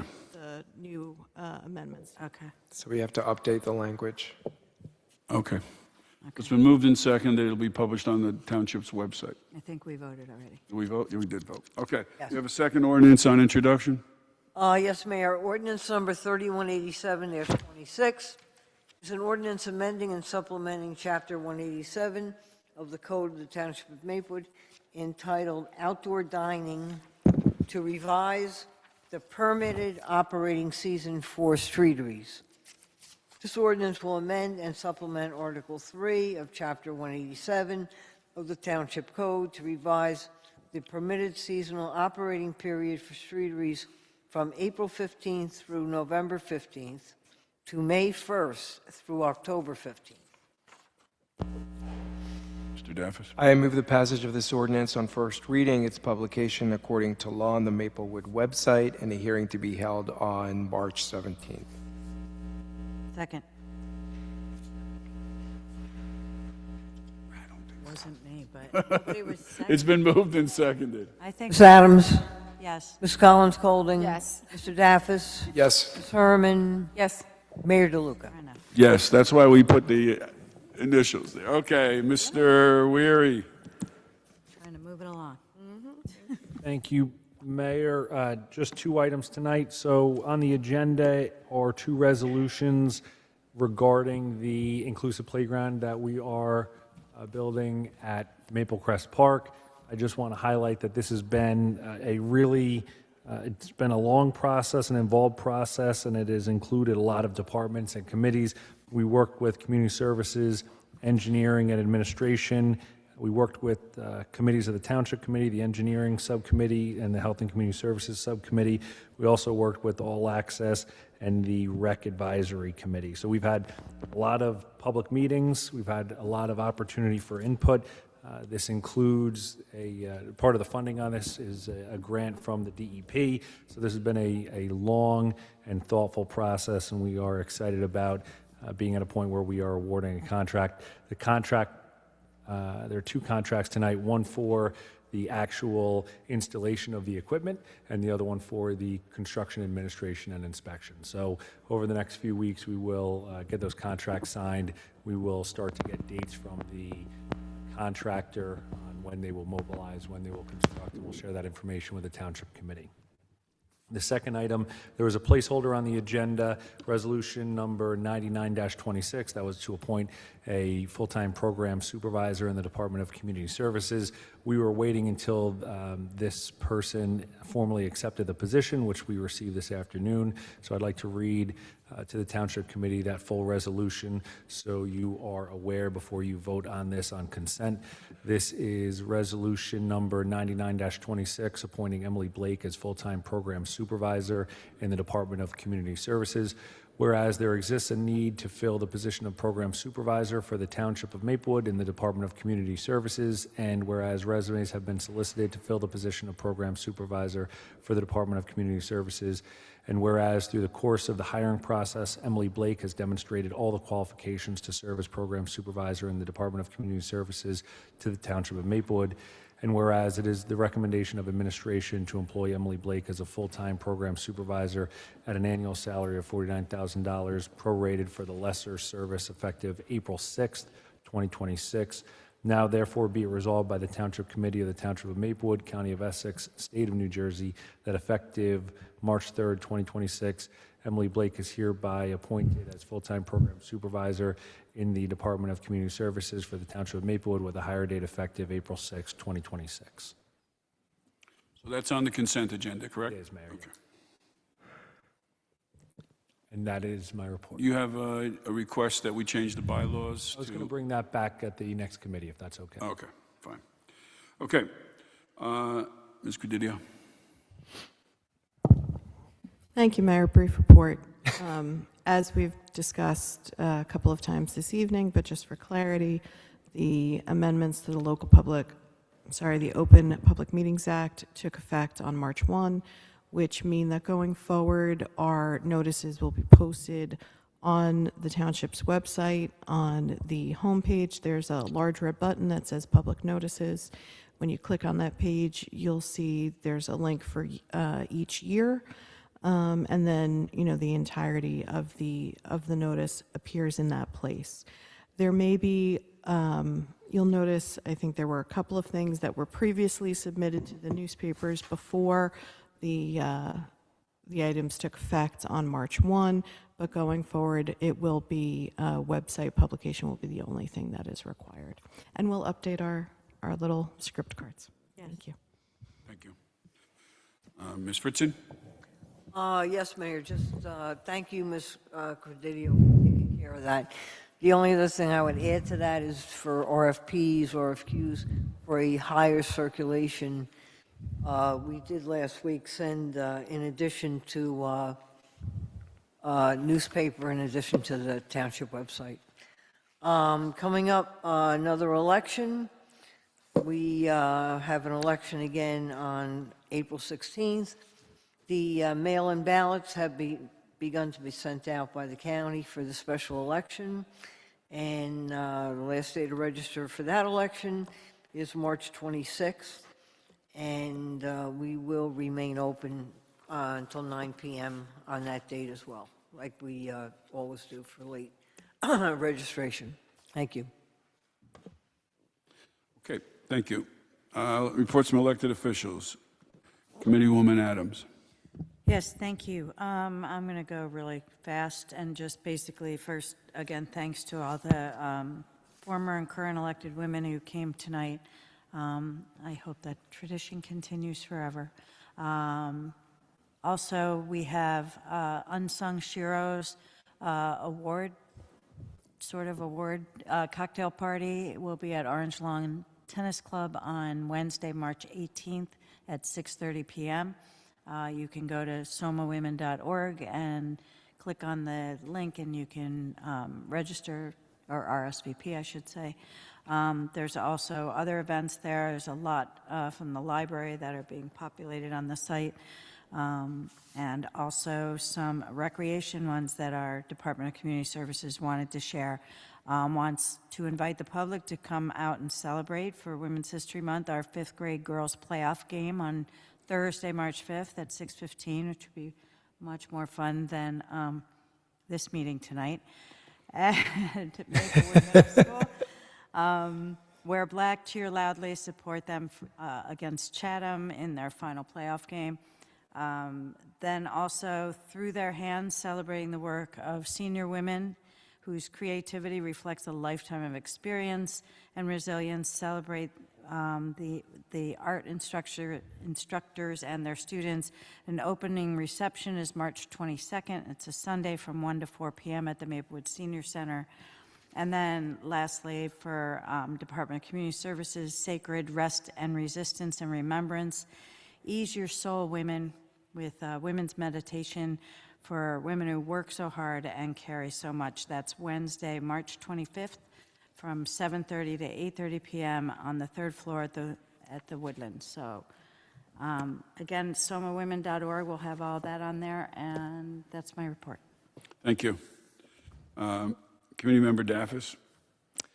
Thank you, Mayor. My focus areas tend to be in zoning and the master plan and talking about housing. We did a lot of that this evening, and there's more of that to come.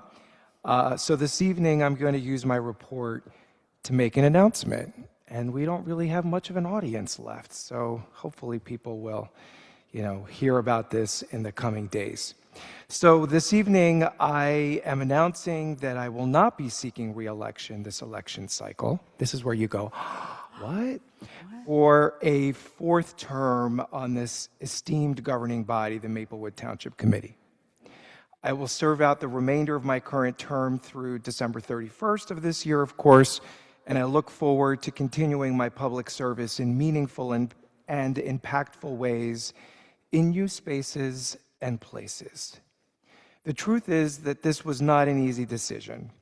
You all know how much I love doing this. I really have poured my heart and soul into it. And I've been vacillating back and forth the past few weeks. In fact, originally I announced I was going to run. But the truth is that after 9 years of doing this officially at the local level in this intimate and direct manner, 11 years if you add the 2 preceding campaign years, the time has come to move on to new opportunities. I'm really proud of the good that I've had the privilege and honor to do, and I encourage others to step up and pick up from where I left off and do even more good. So if you're out there and you're interested in running in this election cycle, your petitions are due on March 23rd. So grab a few signatures from your friends and family and give it a shot. I'm always available for a coffee or adult libation to advice advice and guidance, and I will remain very engaged politically here locally and statewide. In the meantime, there is a lot of work to do. I've made some promises, and I will keep them. There are 10 months left. So, Mayor, I turn it back over to you to carry on with our agenda. Thank you. I can't believe I just did that. I think my heart is about to fall out of my chest. Okay, we'll all take a breath. Deputy Mayor Herman. Well, how on earth do I follow that? Committeeman Daffis, my friend, you have been an inspiration to me on how to be a passionate, personal, and incredibly hardworking public servant. You do not shy away from, well, anything, to be honest. But I was going to say, you do not shy away from speaking your truth and for raising the voices and concerns of community members, especially those community members who are under attack or in need. I'm speaking, of course, for your strong advocacy for the LGBTQ+ and trans populations, the food insecure, the homeless, and many others. I have learned a great deal by watching you operate. You always show up prepared, with details in hand, and a smile on your face. Sometimes I wonder if you have more hours in the day than the rest of us who are stuck with 24. Kind of wonder the same about the mayor also, but anyway. I know great things are ahead for you. Of that, I have no doubts. I look forward to working with you to accomplish the remaining items on your agenda, as well as to carry out the important programs and services that you have started. Thank you. I have a couple of announcements to make on upcoming events, but first, I want to take a moment to say to the Maplewood resident, cyclist, parent, and bike bus leader who was severely injured, we are all pulling for you. Our hearts are with you and your loved ones during this incredibly difficult time. We are holding you all close in hopes of strength and healing. The upcoming events that I want to share with you are threefold. So first, there will be a film screening and panel discussion about the HBO original show Thoughts and Prayers, How to Survive an Active Shooter in America. I will be joining South Orange Mayor Sheena Collum, CHS Principal Frank Sanchez, and SOMSC Director and School and Community Safety Paul Morgan for the panel discussion. As a mom of a high schooler and middle schooler, and a former Moms Demand Action volunteer and Moms Endorsed elected official, this is an issue that I am very passionate about. Please come out and watch the screening or watch it ahead of time. That will be next Thursday, March 12th at 7:30 p.m. at the Maplewood Library. Next, the 49th annual SOMA Interfaith Holocaust Remembrance Service will take place on Sunday, March 15th.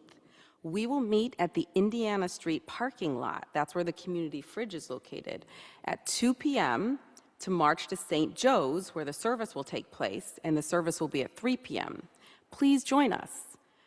And please also bring a non-perishable food item for the fridge. The third event I want to tell you about is part of Women's History Month.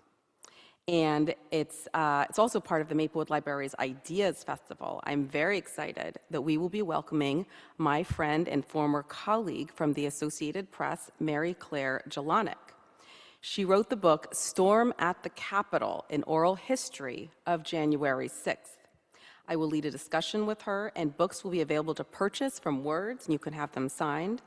That event will also be at the Maplewood Library, and it's on Tuesday, March 24th, from 6:30 to 8 p.m. So grab your book ahead of time so you can read. There are some really interesting passages in there about our New Jersey, our former Congresswoman, now our Governor, Mikey Sherrill, on that day, and some others. So dig in. There's a lot of really good information. That'll be a really good discussion. And that concludes my remarks. Thank you. Committee Member Collins Colding. Thank you for that. I'm going to just recap on our activities that we had in the last couple of weeks. First, I want to say thank you to the staff members and the arts and cultures and community services for all the hard work they did for the Black History Month.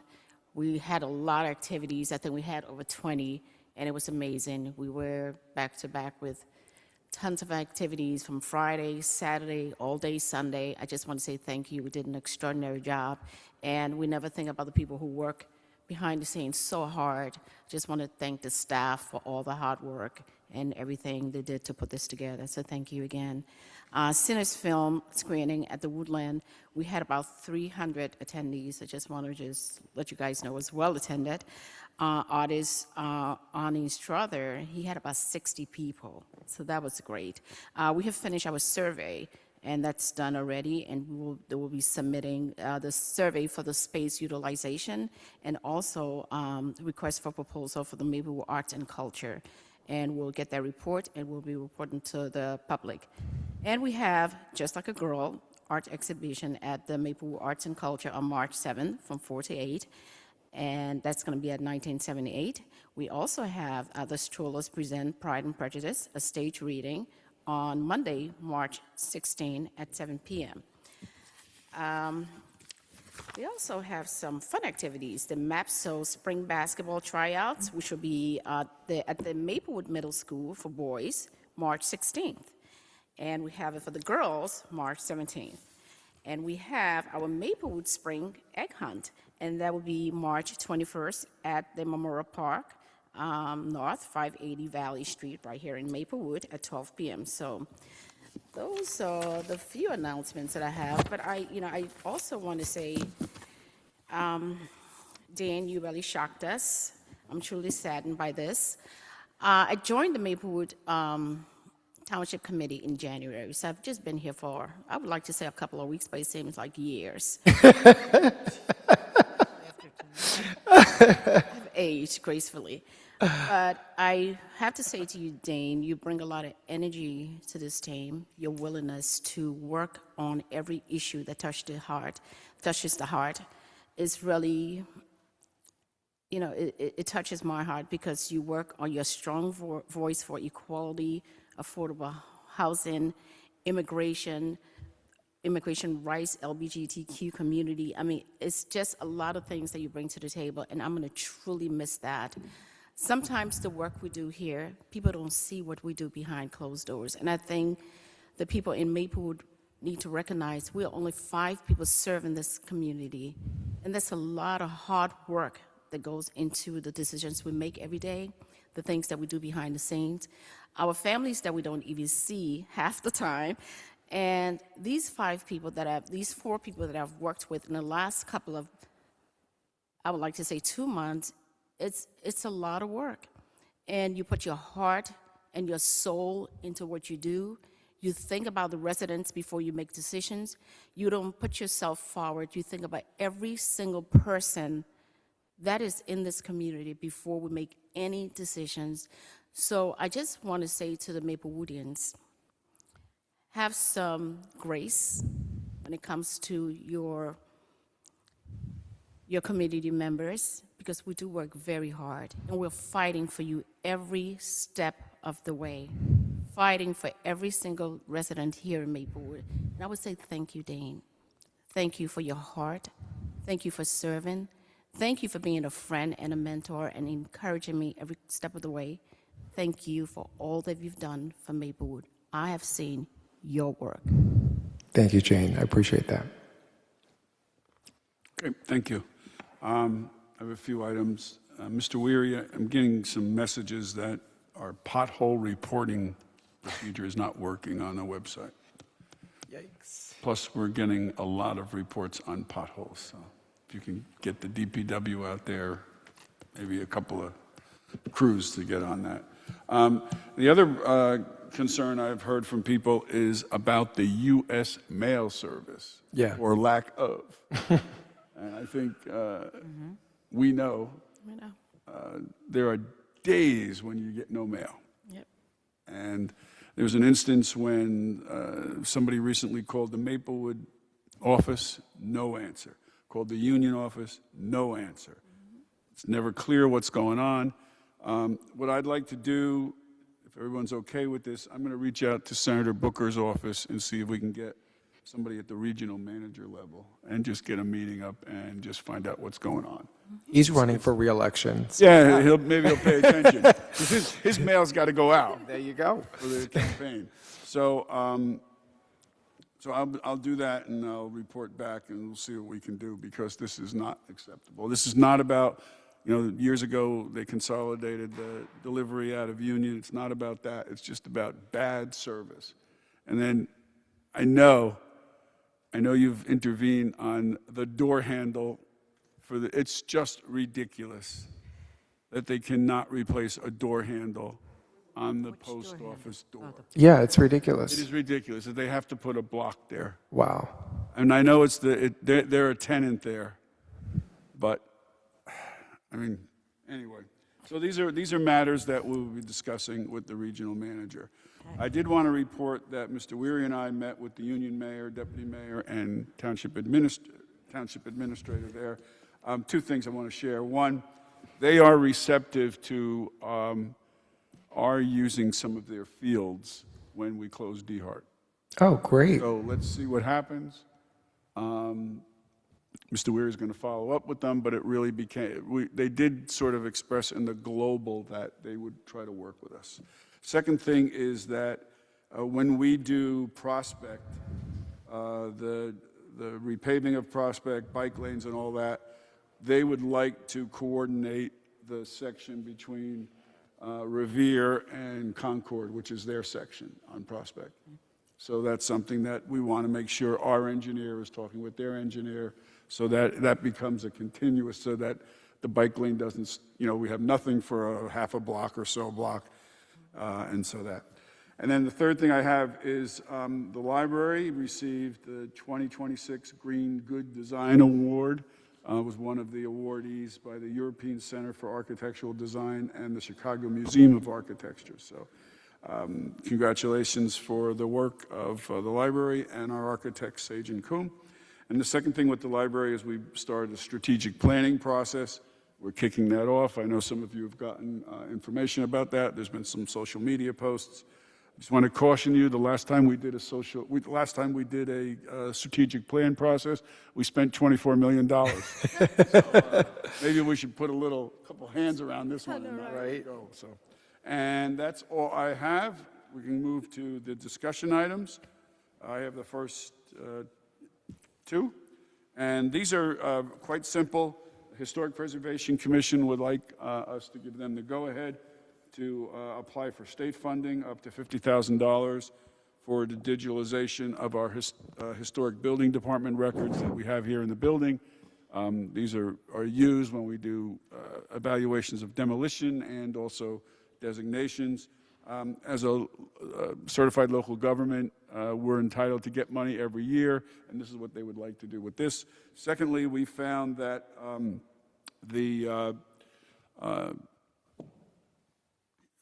EDA, the Economic Development Authority, has money set aside to do historic property surveys up to $125,000, and they'd like to apply for that to do a Hiltonian, the Hilton neighborhood that was developed in the early 20th century. So if we're okay with that, we can authorize Ms. Cadidio to prepare resolutions for our next meeting? Is there a match requirement on either of these? I don't believe so. Okay.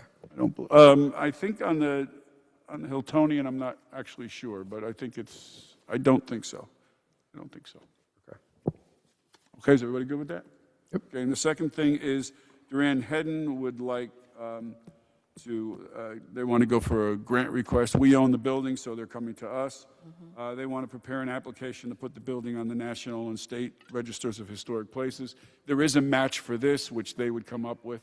Again, this is just authorizing Ms. Credidio to go ahead and put together a resolution for our next consent agenda that would allow them to apply for this. Good? Good. Okay. Mr. Daffis, the Rainbow Crosswalks. The Rainbow Crosswalk, I know you've heard about it. We get emails about it. What happened to it? When are we going to bring it back? So resolution number 9626 would direct our township professionals, our engineer, and his crew to work with the county to reinstall the Rainbow Crosswalk and do so before Pride this year, which is just around the corner. So, I ask for everyone's support. I know we are all, at least I hope we're all supportive of doing this. And then, you have a resolution right here, so Yeah, so the proof is in the vote. Right, so I move resolution number 9626, moving forward the reinstallation of the Rainbow Crosswalk on Valley Street and Oakview Avenue. Second. Please call the roll.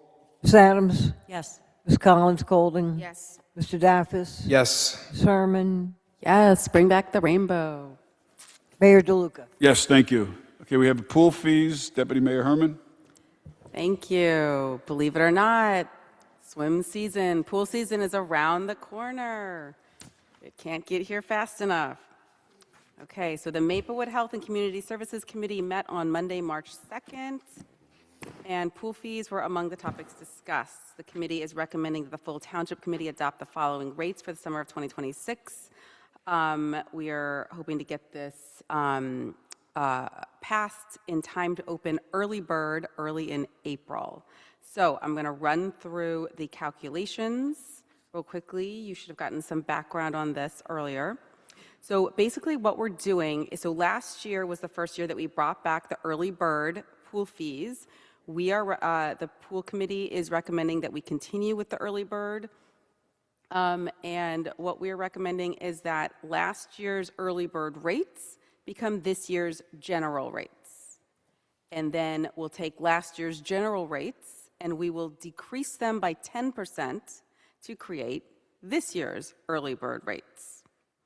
And then we're rounding them to the nearest like $5 so that they're even numbers, because we've heard from our community services director that the front desk staff at the pool has difficulty when one year we had like 50 cents in some of the prices.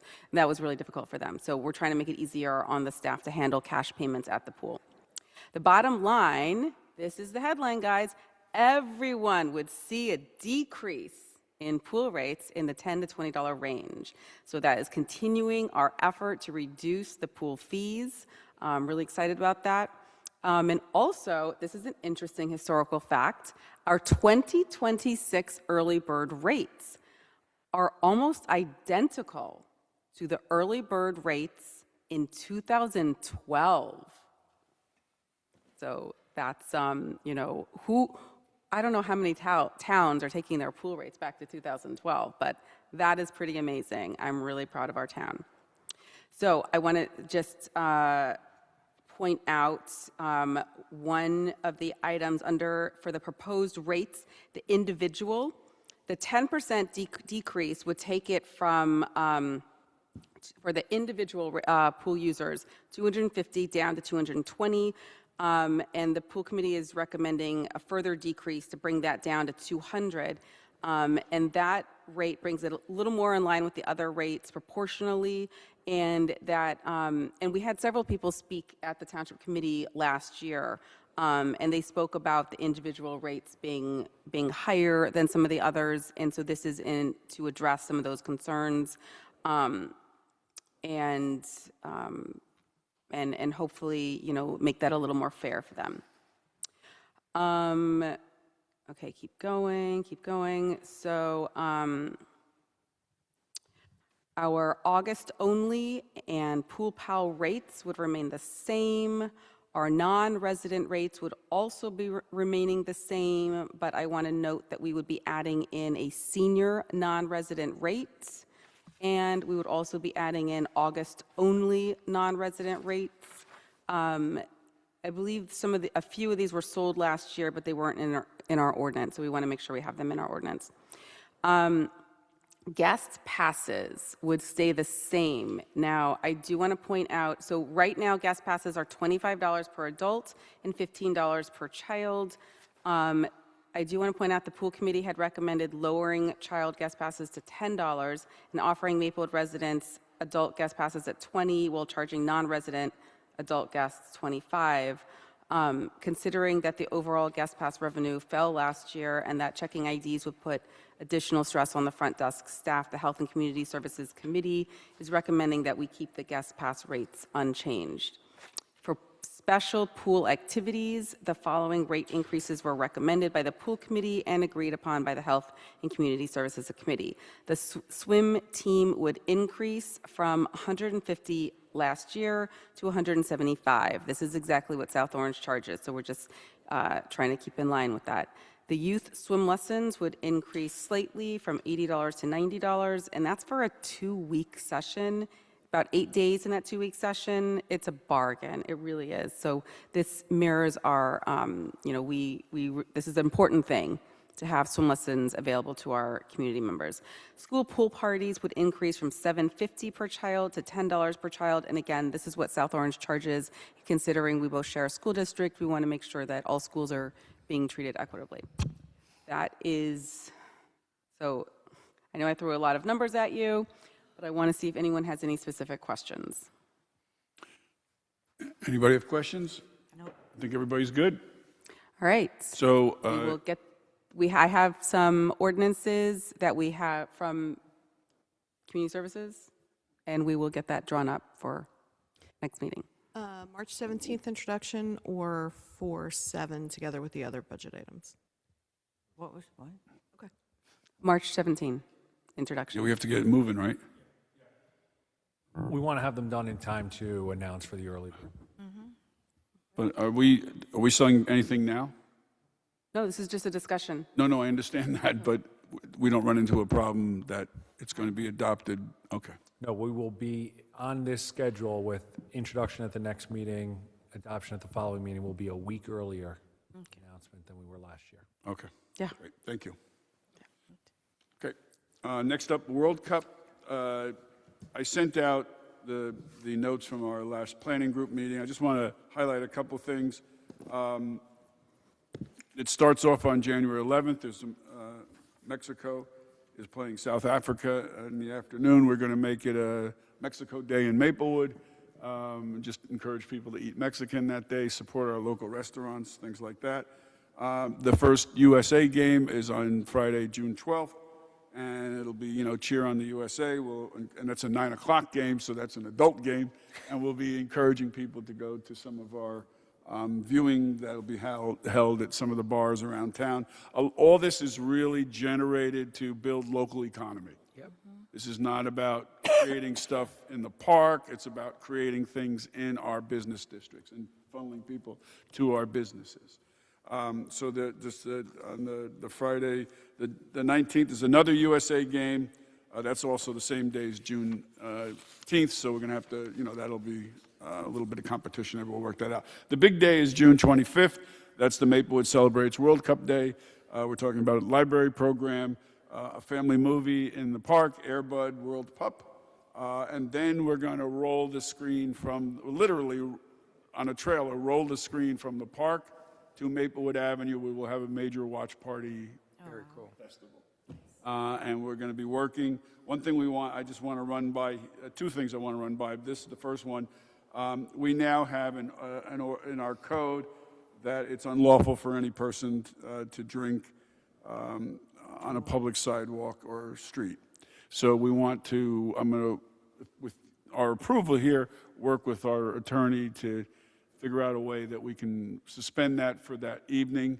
The idea would be either people could bring it, they could purchase a six-pack or a bottle of wine or something in one of the retail stores, and then come out and sit and watch the movie, or they can go in and out of a bar and take a takeout and sit there. We would create a block between Baker Street and Inwood, Yeah. and make that the zone. The controlled zone. Yeah.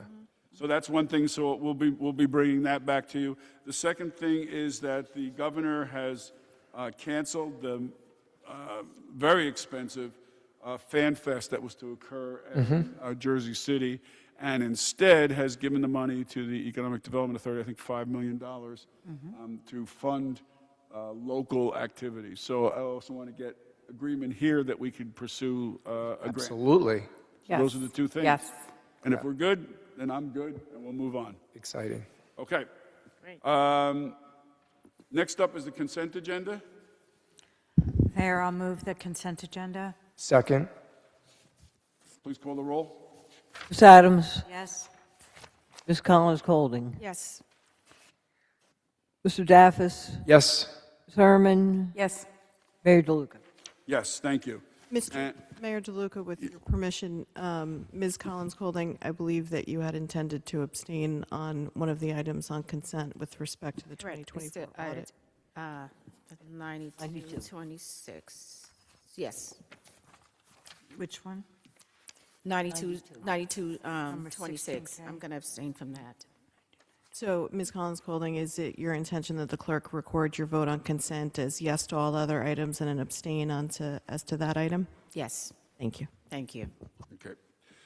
Next, we have our last public comment of the evening. Is there anyone who would like to address the Township Committee on any subject matter? Is there anyone on Zoom? Any members of the public joining us via Zoom would like to speak on any subject matter, please raise your hand. I see no hands, Mayor. Okay, we will close that public hearing. Can we get a motion to adjourn? So moved. Second. All in favor? Aye. Let's call the roll. Sorry, go call the roll. Adams. In a hurry. Collins Colding? Yes. Mr. Daffis? Yes. Herman? Yes. Mayor DeLuca?